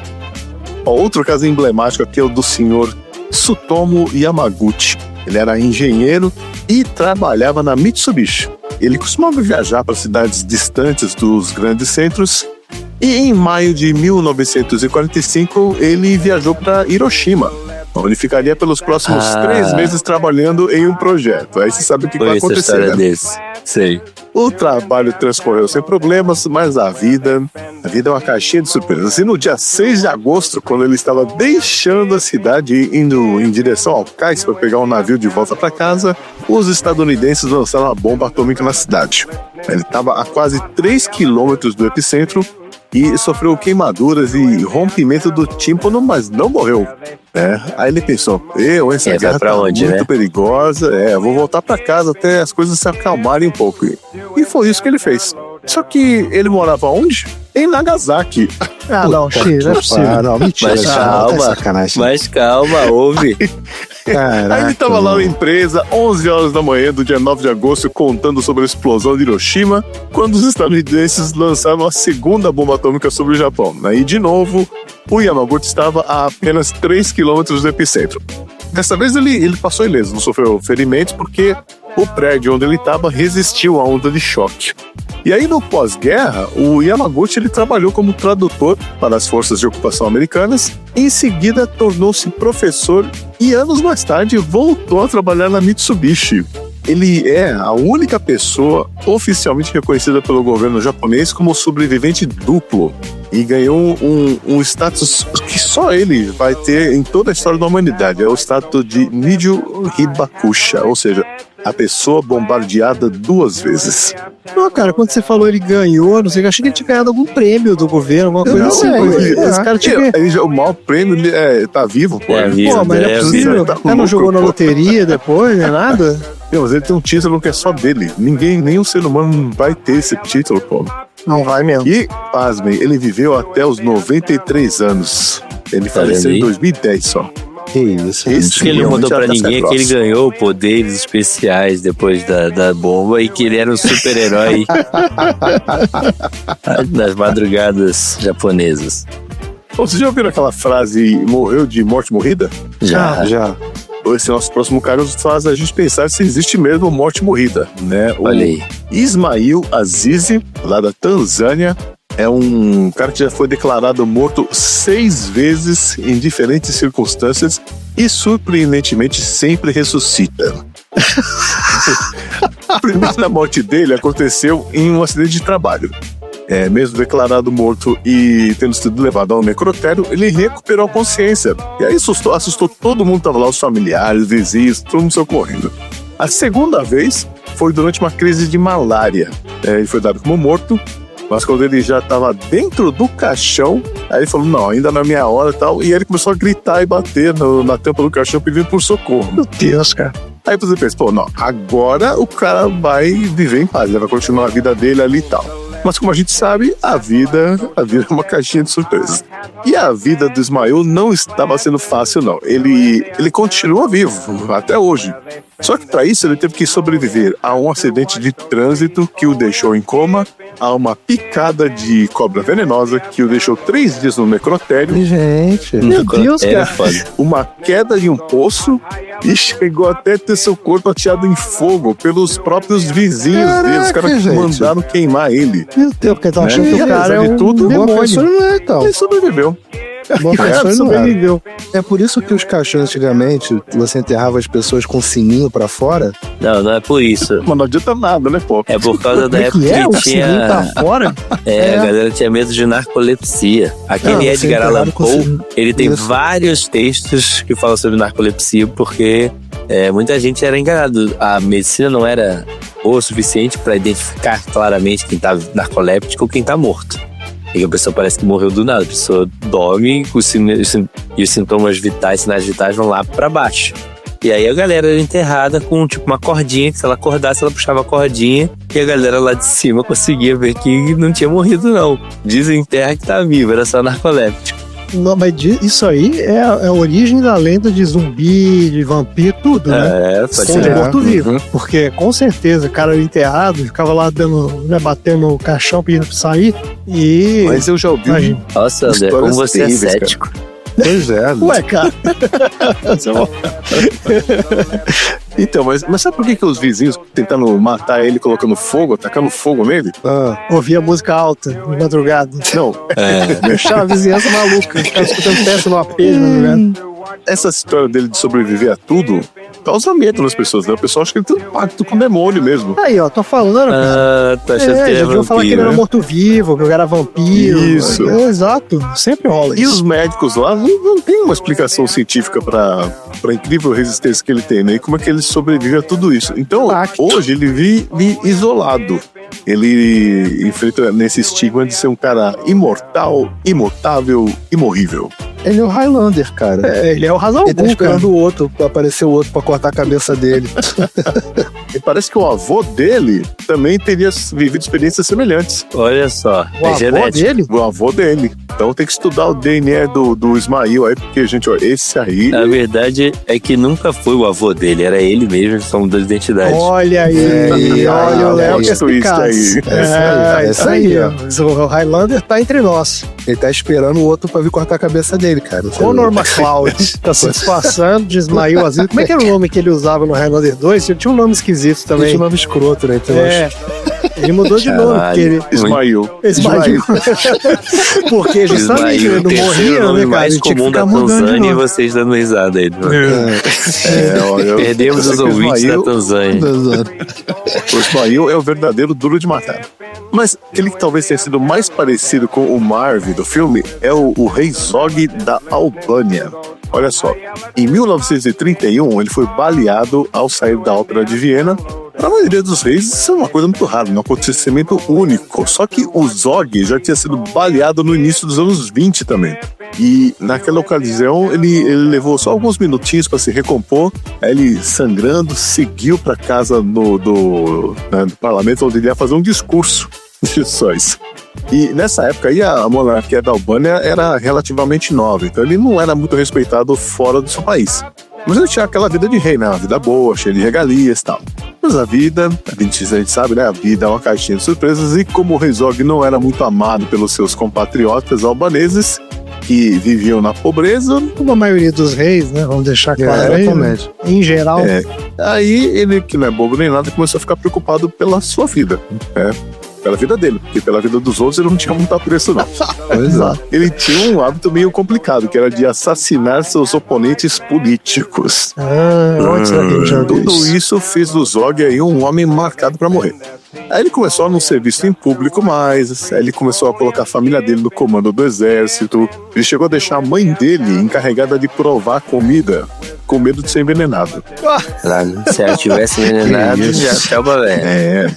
Mas dizem que essa paranoia era justificada, porque no total, dizem por aí que o rei Zog sobreviveu a pelo menos 50 tentativas de assassinato incluindo algumas que ocorreram depois dele pedir exílio político em 1939. Caraca. E apesar de tudo, ele só foi morrer de causas naturais ainda em 1961.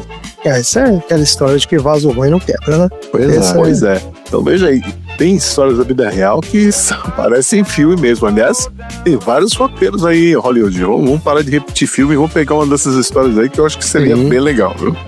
Cara, não tem uma história que aquele... E esse era o meu assunto pra hoje. Não, esse é maravilhoso. Tem uma história que aquele 50 Cent tomou uns 10 tiros também? 9 tiros. Sim, 9 tiros. 9 tiros? 9 tiros, sim. Ele fez uma música com isso, né? Inclusive, né? Contando a história? Porque ele é uma piada lá, que ele aparece ele tipo numa clínica lá. Take it to the candy shop.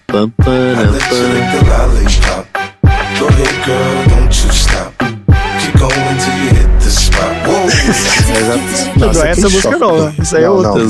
Tô brincando. Cara, mas é engraçado, o Chico falou que tem uma história de um cara aqui no Rio, mas a história dele é que assim, ele não era a hora dele de morrer. Ele tava dentro de uma van na ponte Rio-Niterói, e quem conhece por Rio-Niterói é uma coisa assim, é uma reta. Depois que você pega Rio-Niterói, não tem como você voltar, não tem como fazer retorno. Não tem volta, é só no final. Caraca. A van que ele tava, bateu. E aí, não sei o que deu e tal, e ele caiu na água do Rio-Niterói lá e tal. E ele começou, ele não sabia nadar. Aí eu falei, morrer afogado.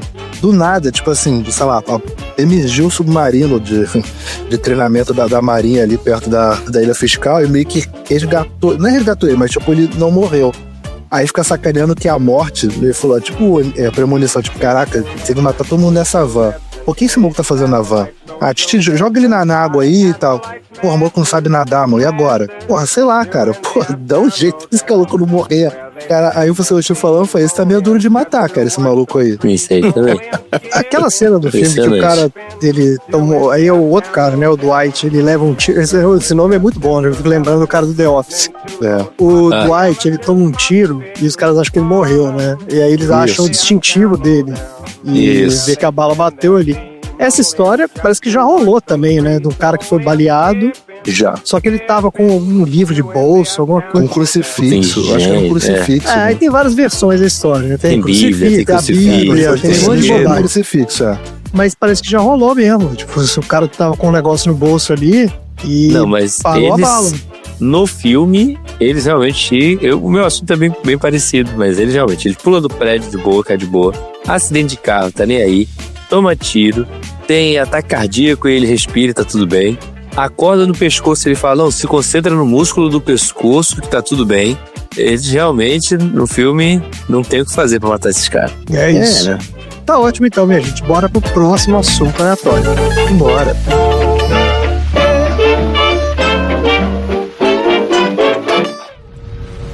Tá fumando de novo, não é?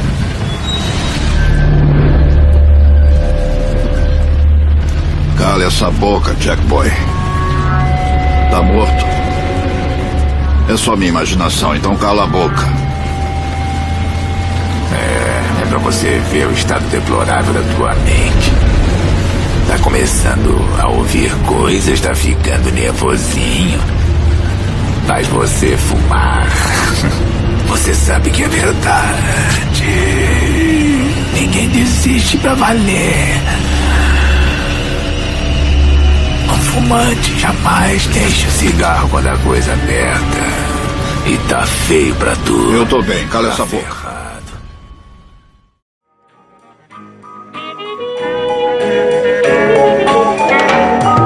Léo, qual é o seu assunto aleatório da semana?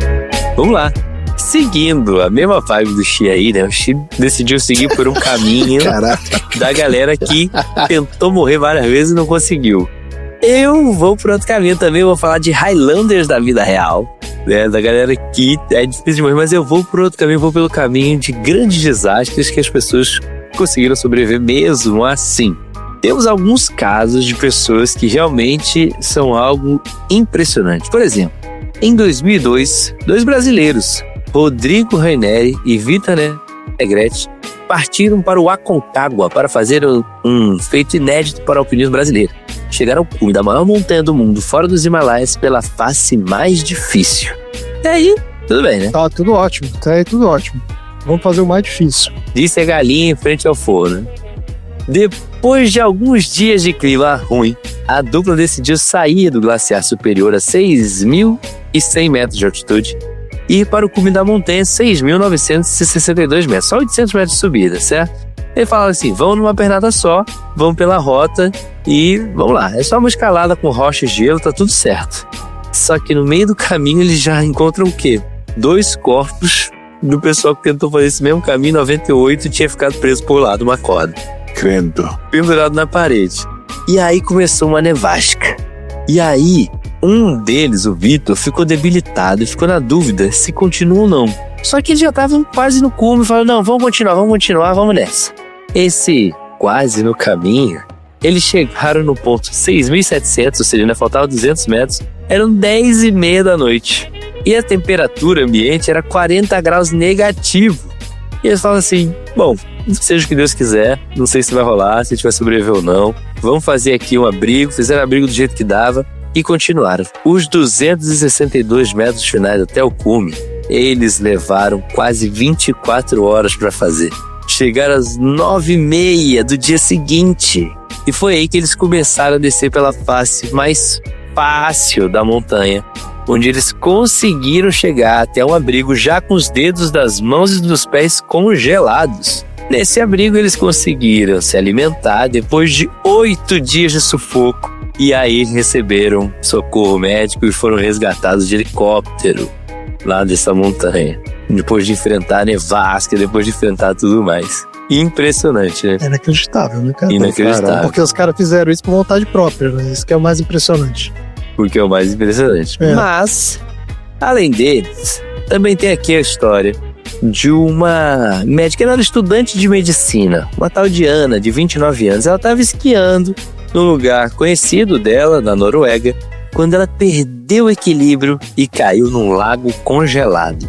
No que ela caiu, crack, o lago quebrou e ela foi arrastada pela correnteza. E aí ela foi deslizando, né, naquela correnteza e conseguiu se segurar, conseguiu parar num local que tinha um bolsão de ar. E ficou presa dentro daquele bolsão de ar, tentando se soltar de lá por 40 minutos. Caraca, cara. Sem sucesso. Então ela se entregou, falou, beleza, não vou conseguir me tirar daqui, vou ficar aqui de boa. Por mais 40 minutos, quando a galera conseguiu encontrar ela e tirou ela de lá.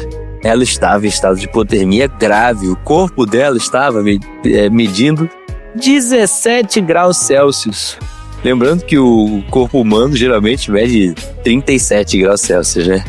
17 não, desculpa, o corpo dela media 13,7 graus Celsius. Nossa, cara. Qual que é os batimentos cardíacos? Quando que dá hipotermia e a pessoa...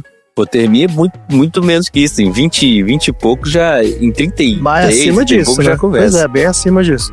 Bem acima disso. Ela tava só que o pessoal foi rápido, já levou ela direto pro pronto-socorro, onde eles meio que esquentam o seu sangue, o soro meio quente, sei lá como é que fazem. Eles dão um jeito de esquentar a circulação sanguínea mais rápido para tentar impedir a hipotermia. E ela sobreviveu praticamente sem sequelas. Ela agora só sente um formigamento na mão o tempo inteiro. Só. Tá ótimo, né? Pra quem passou mais de uma hora no rio congelado. Tá louco, loucaço. Tem aqui outros casos, ó. Tem o caso também de uma comissária de bordo que estava no avião que sobrevoava uma área de guerra. Um caça atirou no avião deles achando que era um avião inimigo, sendo que era um avião de passageiro normal. E eles caíram, acreditava-se inicialmente que eles tinham caído numa altura de 10 quilômetros de altura. E ela foi a única sobrevivente do acidente, né? E entrou no Guinness Book como a pessoa que sobreviveu à queda mais alta de todos os tempos. Só que, na verdade, depois fizeram as pesquisas, viram a caixa preta e tal, viram que ela não caiu de 10 km de altura. Mas sim de 800 metros de altura, mas mesmo assim, ainda é 33 vezes maior do que a altura normal que já mata uma pessoa numa queda. Então ela continuou no Guinness como uma pessoa que sobreviveu. Você tá dentro do avião que tá caindo, independente da altura do negócio, a situação tá feia. Esse é exatamente. Aí tem algumas pessoas, esses todos foram acidentes, até os alpinistas se colocaram naquela situação. Os alpinistas não é bem a um pessoa acidente. Estava esquiando ali, mas teve esse cidadão Ele era um maratonista. Ele era um policial e maratonista também. E ele foi decidir fazer uma maratona das areias. Foi correr uma maratona no deserto do Saara. Uma maratona de vários dias, né? Aquela maratona que você vai, descansa. Parece uma excelente ideia. E aí teve um belo dia que a organização falou assim, galera, vai ter tempestade de areia, hoje, por favor, fiquem, né, protegidos. E o que ele fez? Protegido nada. Eu sou eu. Eu vou correr aí, vou ganhar de todo mundo, né? Vou aproveitar. E foi. E desapareceu. Sumiu, não conseguiu, se perdeu. E até que ele encontrou um templo perdido, um templo vazio lá no meio do deserto do Saara. E entrou nesse templo e sobreviveu de sangue de morcego por alguns dias. Ele teve que beber sangue de morcego e a própria urina para sobreviver. E aí passou 3 dias ainda esperando para alguém encontrar ele e resgatar ele. Quer dizer, no 8º dia encontraram ele lá nesse templo e foi resgatado. Como é que ele tirava o sangue do morcego? Ele matava, só conta a história. Não conta aqui Não como conta, ele né? fazia. Sinto muito Deve por ter não... sido uma situação complicada também, né? Com certeza complicado. Aqui também tem uma história que recentemente apareceu para mim, inclusive no Instagram, que o Instagram mostra essas coisas pra gente, né? Um rapaz, ele era cozinheiro de um navio lá no mar da Nigéria, e o navio foi virado pela força das ondas. E aí todos os 12 tripulantes foram ordenados como mortos, né? O pessoal achou a localização do navio, que afundou cerca de 30 metros de profundidade. Pegaram os mergulhadores para recuperar os corpos e tudo mais, e aí eles foram naquela missão triste, desceram nos 30 metros, e os mergulhadores começaram a achar os corpos e trazer, né, para fora do navio, até que o mergulhador encontrou uma mãozinha, né, flutuando lá perto de uma TV. Quando ele encostou, a mão segurou ele. O cara estava vivo. Por sorte, o cozinheiro... Aí é o problema aí. Aí matou Morto outro. vivo. Aí matou outro lá de coração. Tipo, como assim? Por sorte, o cozinheiro Harrison O'Kane passou 3 dias sobrevivendo num bolsão de ar que se formou numa parte do navio onde ele estava na hora do acidente. E ele sobreviveu esses 3 dias com uma latinha de Coca-Cola e até ser resgatado 3 dias depois, a 30 metros de profundidade ali, preso no navio. Cruz credo. Caraca, cara.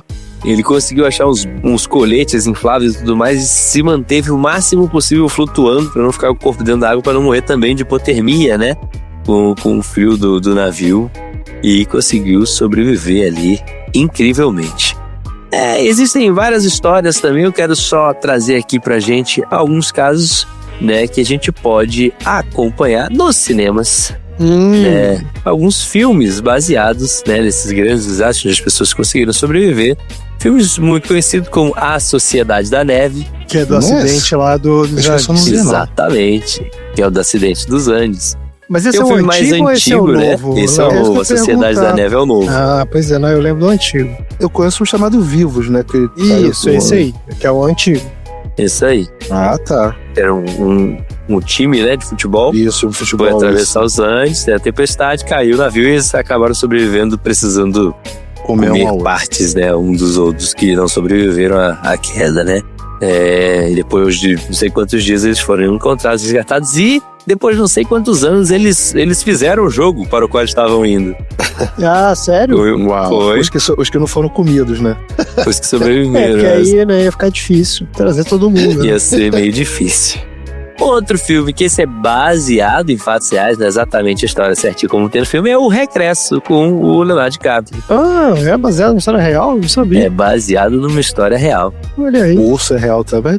O urso. Na história real, eles contam que eram quatro amigos, né? Que estavam 4 ursos. Mas a história real eram 4 ursos. E eram 3 ursos. Era uma mãe com 2 filhotes. Que isso, gente? Sério? Nossa, na história real é isso. Eu zoando aqui, o bagulho é 3 ursos. Era quase isso mesmo. Esse é brabo mesmo. Na história real, eles enfrentam os ursos, eles conseguem vencer eles matam os ursos, né? Os 4 amigos. Só que o cara ficou completamente ferrado do urso, e aí eles decidem pagar dois homens para acompanhar os últimos momentos e vão embora, porque aquele é um território hostil dos índios, né, e tudo mais, os indígenas daquela região, Só que os caras pegam o dinheiro e se mandam e deixam o cara sozinho, né? E aí ele consegue se arrastar por alguns dias até chegar numa tribo indígena que o acolhe e dá comida e trata seus ferimentos. E aí depois ele consegue voltar pro forte de onde ele tinha saído. A história real é assim. No filme é um pouquinho diferente. O filme, inclusive, que eu vi no cinema. No cinema é um filmaço. Em casa, eu não sei se é um filme tão bom. Engraçado, cara. Eu vi em casa também e eu também concordo. Não sei se é um filme tão bom. Assim, na época foi muito hypado também, né? É um bom filme. Foi o primeiro Oscar, foi o Oscar dele. É que no cinema, pô, é muito lindo, né? A fotografia é maravilhosa. O som daquela vibra dentro do peito, né? Então, realmente, faz toda a diferenciado ver no cinema esse filme. Outros 2 filmes que eu trouxe aqui, baseados em fatos reais. Um que a gente tá cansado de falar, de sempre ouvir, é o 127 Horas, né? Ah, sim. Foi o primeiro que eu pensei. 127 Horas, e tem uma outra história muito parecida também. Um rapaz que também tava escalando e uma pedra caiu em cima da perna dele. E depois de 8 horas preso, ele viu que o único jeito dele sair dali, porque tava vindo a previsão era ter uma tempestade de neve no dia. E ele falou assim, se tiver tempestade eu não vou sobreviver, eu tenho que dar um jeito de sair daqui. E aí ele pega o canivete dele e arranca a própria perna. E apesar de estar 8 horas ali, já não tá sentindo mais nada, porque ele rompeu várias ele não tava sentindo mais a perna. Ele mesmo assim fala e conta que ter que arrancar o osso do outro foi a pior coisa que ele já fez na vida dele. Deus, que mesmo sem sentir nada, ele sentiu a dor, né? Nossa, deve ser aflitivo. Meio dúbio, exatamente. Não tem aquele negócio da dor fantasma, mesmo que você não tenha? É a dor fantasma que eu falar. Tem a dor fantasma, exatamente. Foi isso aí que ele sentiu. Ele sabia que ele não estava sentindo mais, não sentia a perna, ele não sentia nada quanto da queda e tudo mais, mas mesmo assim, arrancar, cortar. Exatamente. E o último filme que eu trago aqui pra gente, como baseado em fatos reais também, é O Náufrago, né? Isso é um bom filme. Mas que a história também não é exatamente aquela, né? A história é exatamente aquela, mas diz que realmente teve um rapaz que estava vendo com um avião de carga indo até um país da Ásia. Eu não lembro agora qual país da Ásia, que também pegou uma tempestade no meio do caminho e foi o único sobrevivente numa ilha isolada e demorou tanto tempo pra encontrarem ele. Mas não foi tanto tempo quanto no filme. Provavelmente. Eu não sei exatamente. O Wilson existiu mesmo? Não. O Wilson é uma peça de marketing. Eu acho que não. O Wilson foi product placement. Exatamente. Pagaram um dos melhores. Eu tive uma bola Wilson. Todo mundo queria ter um amigo Wilson, né, cara? Todo mundo queria ter. Ele é um amigo. Eu imaginei o Léo ideal pintando assim o Wilson, tipo assim, conversando. Carinha dele. A cena que o Wilson vai pro meio do mar, cara, é triste demais. A cena mais triste do É muito boa. É muito boa aquela cena. Gritando. E ele briga com o Wilson, né? Ele fica bravo com o Wilson, joga o Wilson longe. E sai correndo atrás. Será que rolava uma broderagem entre ele e o Wilson? Caraca, Mentor. O Mentor hoje tá demais, complicado. Cara. Ele entrou no modo do filme mesmo. Ele tá fazendo ele tá igual os atores de Hollywood fazendo o processo, não é o nome? É o método. O método, ele tá fazendo o método. Esse episódio aqui tem que ser flegado 18 mais, cara. Não é possível, o Mentor tá muito doido. E pra fechar o meu assunto aleatório, eu vou compartilhar com vocês a vez o Chi contou pra gente, né? A vez que ele quase bateu as botas, e eu vou contar a vez que eu quase bati as botas. Vixe, caramba! Tá vendo só? E eu estava no meu aniversário de 13 anos de idade. Não vou falar que ano foi isso pra não datar aqui o podcast, né? E eu ia fazer o meu teste, a minha prova prática de Open Water Diver. Ou seja, de mergulhador de profundidade. Não. E aí, antes de partir pro mar, minha mãe falou assim: meu filho, eu tive um amigo uma vez que no aniversário dele ele foi fazer a prova prática dele e ele morreu. Você, por favor, não morra, tá bom? Eu falei, tá bom, minha mãe, pode, eu vou fazer, vamos me esforçar pra isso. Caraca, aquele conselho demais, né? Por favor, vamos tentar não morrer hoje, por favor. E eu sempre fui aquele aluno que na prova teórica tirei 10 em tudo, prestava atenção, sabia tudo, né? Tudo. E lá fomos nós, descemos, mergulhamos 20 metros de profundidade, estamos lá numa boa. Quem foi? Eu, meu amigo e o instrutor. E aí eu lá na profundidade, puxei o pé de pato do meu amigo assim pra dar um susto. Ele tomou um sustaço. E eu dei risada, e dando risada o ar vai saindo, né? Dando risada e o respirador escapou da minha boca. Quando o respirador escapou da minha boca, tudo bem. Puxei ele de volta, coloquei na boca, fui puxar o ar, só água, Sem ar, né? cara. Veio cheio d'água. Ih, rapaz, olha. Mas que tudo bem, desespero. você solta o ar, a água sai do respirador, você respira normalmente. Quem disse que eu tinha ar no pulmão? Eu tava rindo. Perdi todo o ar do pulmão, o ar do pulmão saiu. Só que existe no respirador um botãozinho chamado botão de purga. Você aperta ele, expulsa um pouquinho do oxigênio que tem ali para tirar a água dele justamente e você respira. Mas no desespero, quem disse que eu lembrei do botão de purga? Caraca, o cara que só tirava 10 aí. Tá vendo aí? Na hora do desespero, na hora que eu puxei, veio água, que eu soprei, não tinha ar pra soprar, eu comecei a nadar pra cima igual um alucinado. Caralho. 20 metros parece pouco, né? Não parece Mas pouco, dentro d'água, dentro do mar, você olhava pra cima, era só uma luzinha. E eu lembrava da aula teórica, onde a moça falava que esse tipo de subida é o último do último caso. E que se você fizesse isso, você tinha que subir falando porque o ar dentro do seu pulmão vai inchar, né? Quando você, a cada 10 metros de profundidade, dobra a pressão atmosférica. Então, a cada 10 metros subindo, o ar que você tem dentro de você vai dobrar de tamanho. Se você tiver um pouquinho de ar, ele vai expandir. E se você não soltar esse ar, quando você chegar na superfície, você pode ter uma embolia, uma trombose, várias questões problemáticas. Caraca, cara. Então eu fui fazendo ar, daqui a pouco sai uma ou duas bolhas de oxigênio da sua boca. E eu fui. Cheguei lá em cima, inflei meu colete, que pelo menos isso, o colete é inflável, você pode inflar ou esvaziar ele. Inflei o colete e fiquei lá boiando, morrendo, respirando, consegui sobreviver. Só lembrava da minha mãe: meu filho, não morra. Morra. Que 10 segundos depois chega o instrutor. Tá maluco? O que foi isso? Aquilo maluquice? Que é isso aí? 2 minutos depois chega o meu amigo. Fala: cara, você não ficou tonto não? Eu falei: não, porque eu vi você subindo, fui subir atrás de você e fiquei tonto, tive que parar. Eu falei: ainda bem que foi você que ficou tonto e não eu. Caraca, eu tava lá embaixo até agora. E foi esse o dia que eu quase bati as botas, mas não bati. Sobre a carteirinha, depois o instrutor falou: a gente vai ter que descer, você vai tirar o respirador, vai encher ele de água e vai colocar na boca de novo, apertando o botão pra ver que você sabe, pra poder te dar a zorra da carteirinha. Eu fiz isso 10 vezes, completamos o mergulho e eu consegui a minha carteirinha de mergulhador. Hoje em dia eu sou um open water diver. Eu não sei se eu tô mais chocado com a história ou com o fato de que você conseguiu a carteirinha ainda, depois dessa presepada toda, cara. Pois é, você tá falando. Mas eu sobrevivi. Se eu não tivesse sobrevivido, eu não tinha pego a carteirinha. Provavelmente, é verdade. Esse problema aí.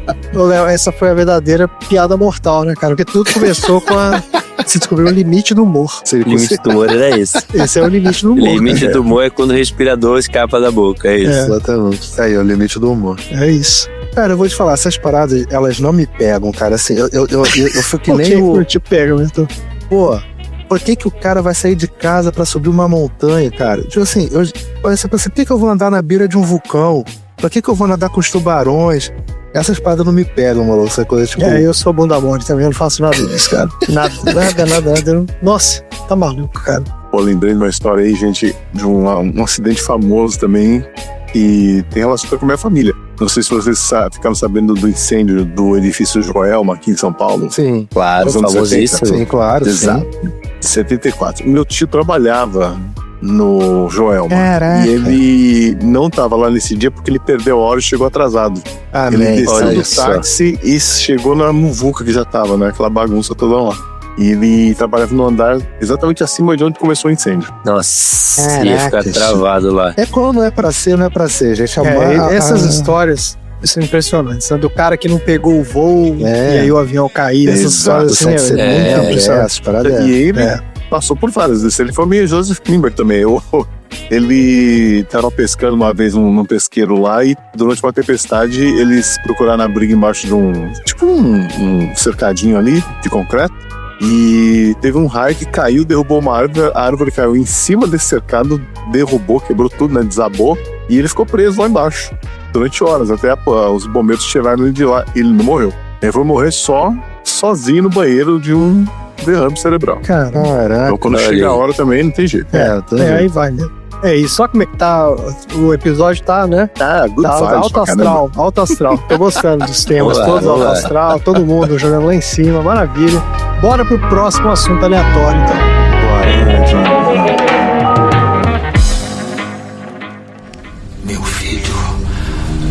poderia ser o primeiro Rourke a ser presidente dos Estados Unidos, mas você o transformou num capado com lesões cerebrais. Quando puxa o gatilho, você se sente poderoso? O poder não vem de um distintivo, nem de uma arma. O poder vem da mentira. É mentir muito e fazer o mundo todo entrar na brincadeira com você. Quando você faz todos concordarem que o que sabem não é verdade, você os tem sob controle.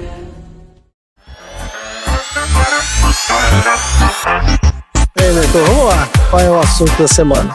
Cara, eu vou jogar vou chutar lá pro alto agora. Agora é alegria, ritmo de festa, alegria. Vamos lá, o que é ninja ou assassinos? O que você vai falar? Necrofilia. Canibalismo? Não. Cara, assim, o meu assunto aleatório já foi falado durante todo o episódio. Eita! Eu não gosto muito de fazer assuntos aleatórios falando de pessoas. Porque eu acho que fica chato. Fica tipo assim, fulano nasceu, não sei o que, parará, tará. E todo mundo conhece o Frank Miller. Quem não conhece o Frank Miller, tá errado. O Ventura acha que todo mundo lê quadrinho. Já começa por aí. Então, assim, o André já falou um pouquinho onde ele nasceu e tal.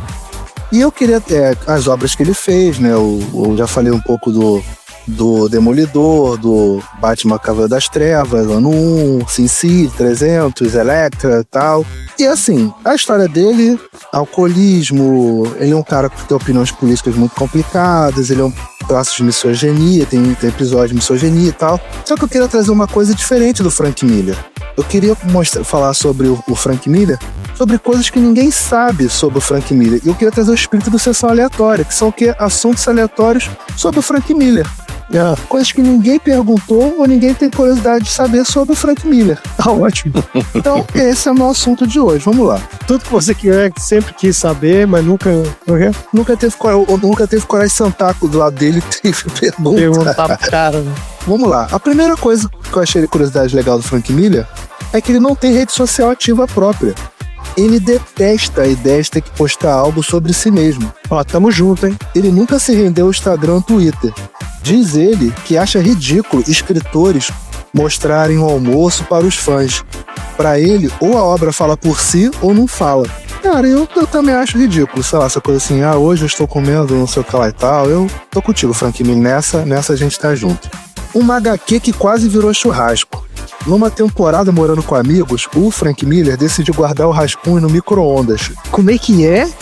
Guardou uma temporada dele, ele morando com os amigos, ele decidiu deixar alguns rascunhos deles no micro-ondas. Não tinha armário e foi guardar aqui no micro-ondas. Por quê? Fizeram a pergunta, por quê? Ele falou, porque ninguém mexia lá. Tá bom, era o lugar mais seguro do lugar. Exatamente. Numa noite, um colega dele muito, do álcool, chegou e usou o aparelho para esquentar um Rocket Pocket. Não viu que tinha um rascunho dentro? Não. O papel começou a queimar. Meu Deus, cara. A cozinhar. E aí começou a ficar com cheiro de acre, de tinta, né? Aquele cheiro de tinta de papel chamuscado. E o Frank Miller precisou reconstruir páginas inteiras do rascunho que ele estava escrevendo. Meu Deus, cara. Daí ele começou a passar a trancar e etiquetar os roteiros dele.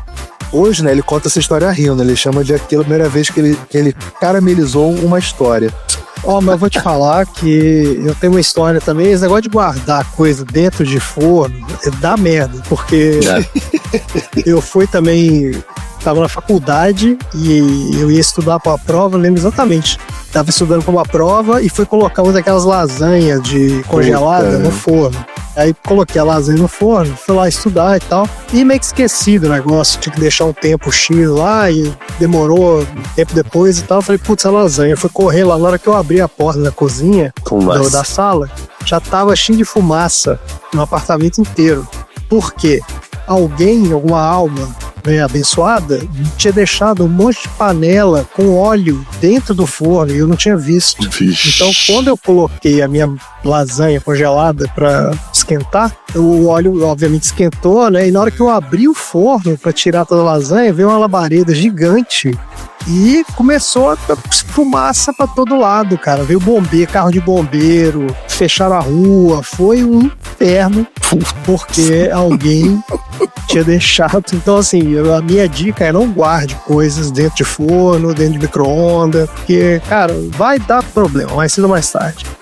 Cara, ele tem uma coisa que ele sempre gosta de escutar jazz quando ele começa a rascunhar alguma coisa. É nítido, né? Porque ele tem um jeito meio noir, né? Ele gosta muito. Então toda a obra dele, quando ele senta pra desenhar, ele para e ele escuta ele tem um ritual do jazz que ele fala.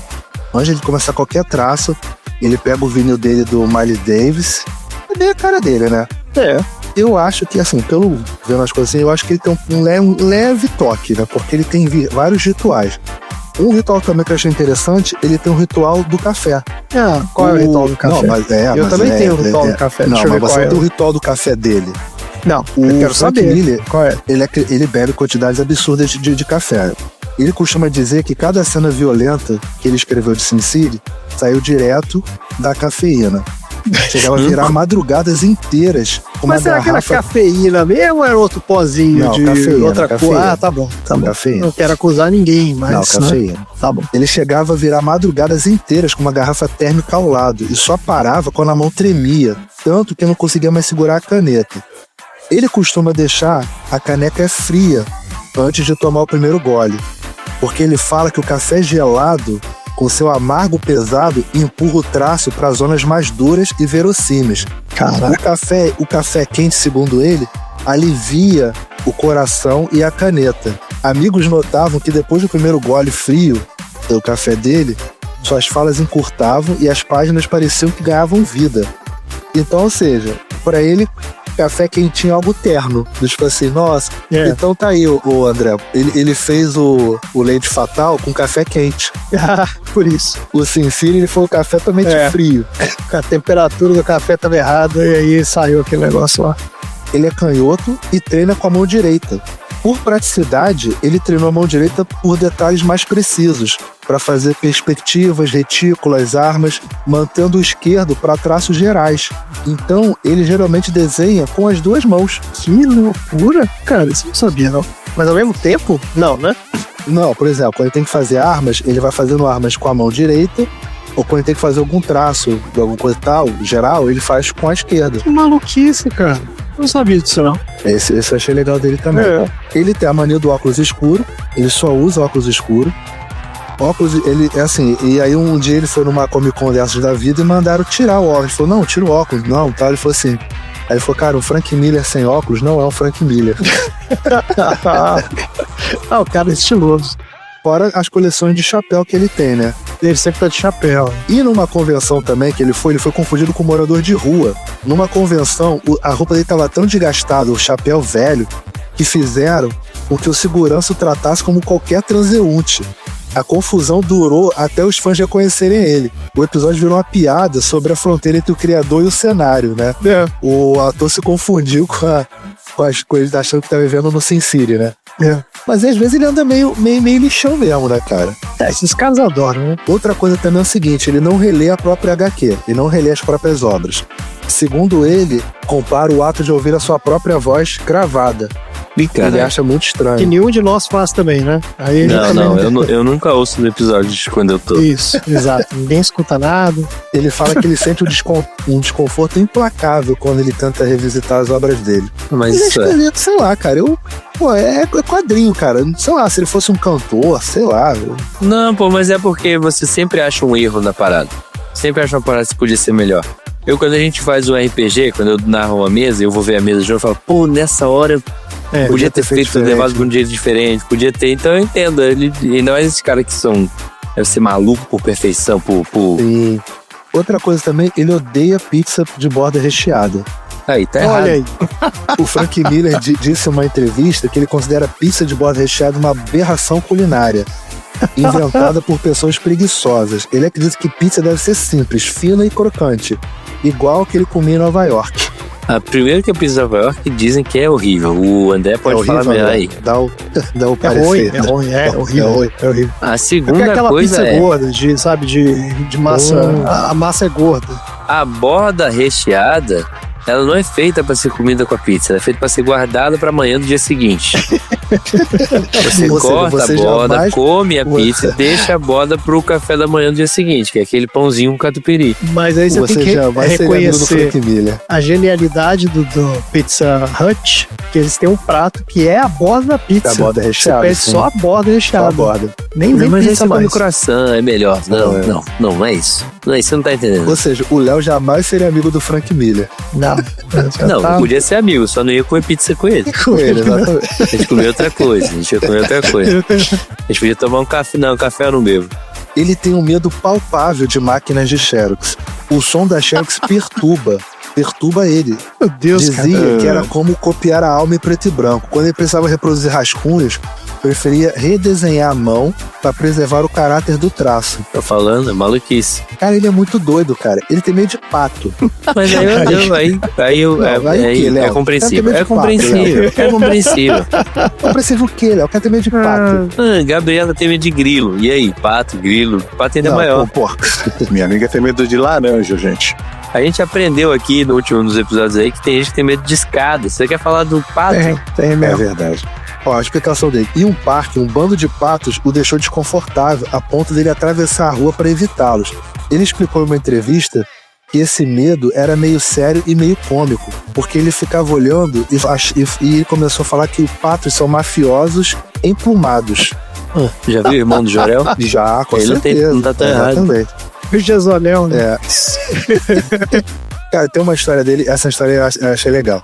Ele teve um evento que ele fez uma tatuagem involuntária num fã dele.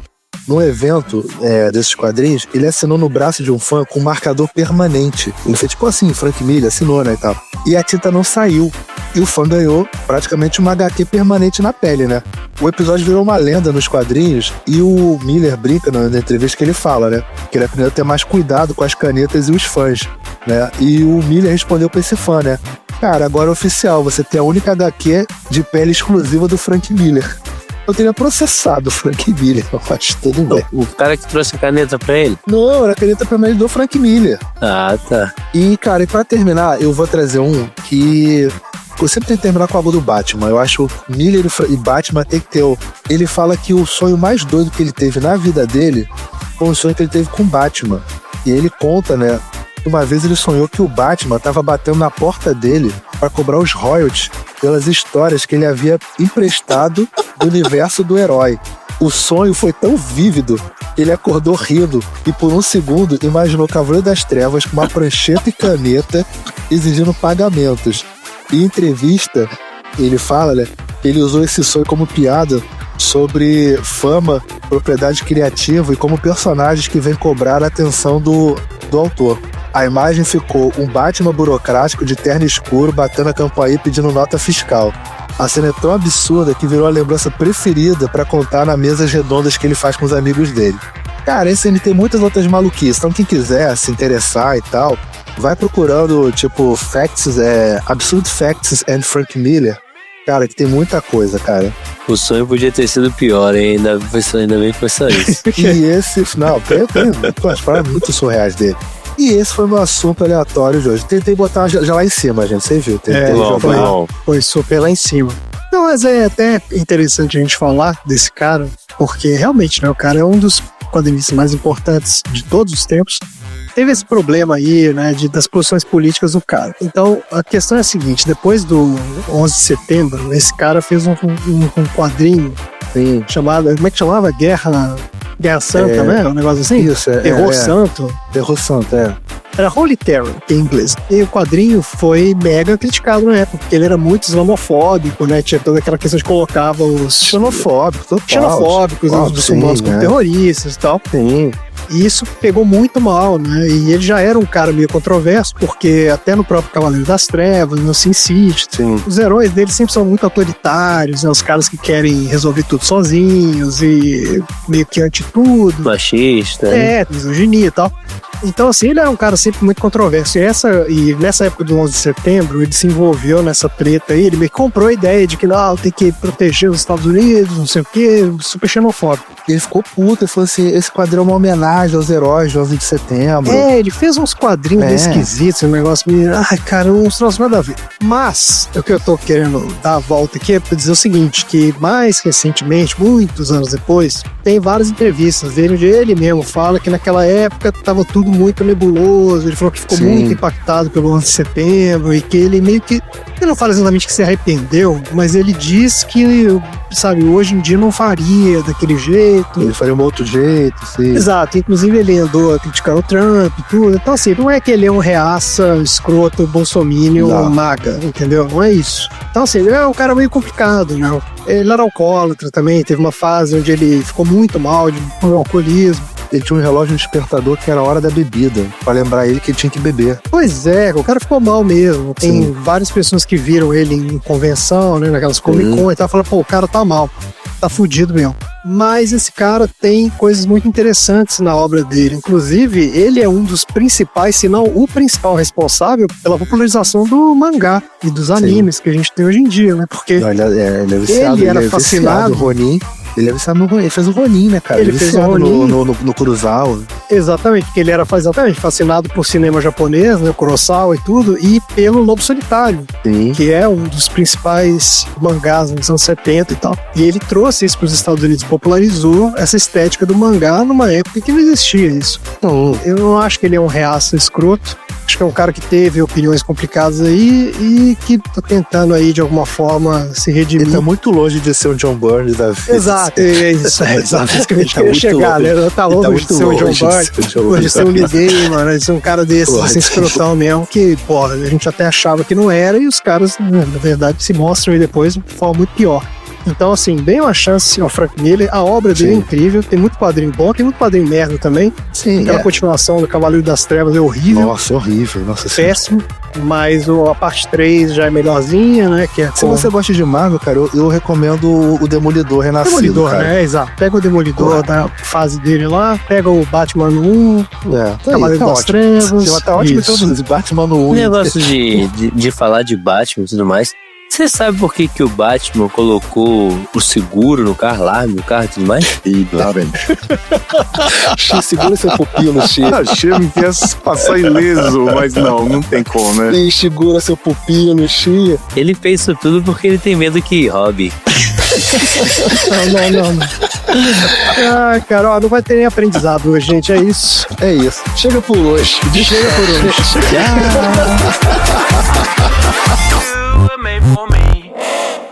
Fim da sessão.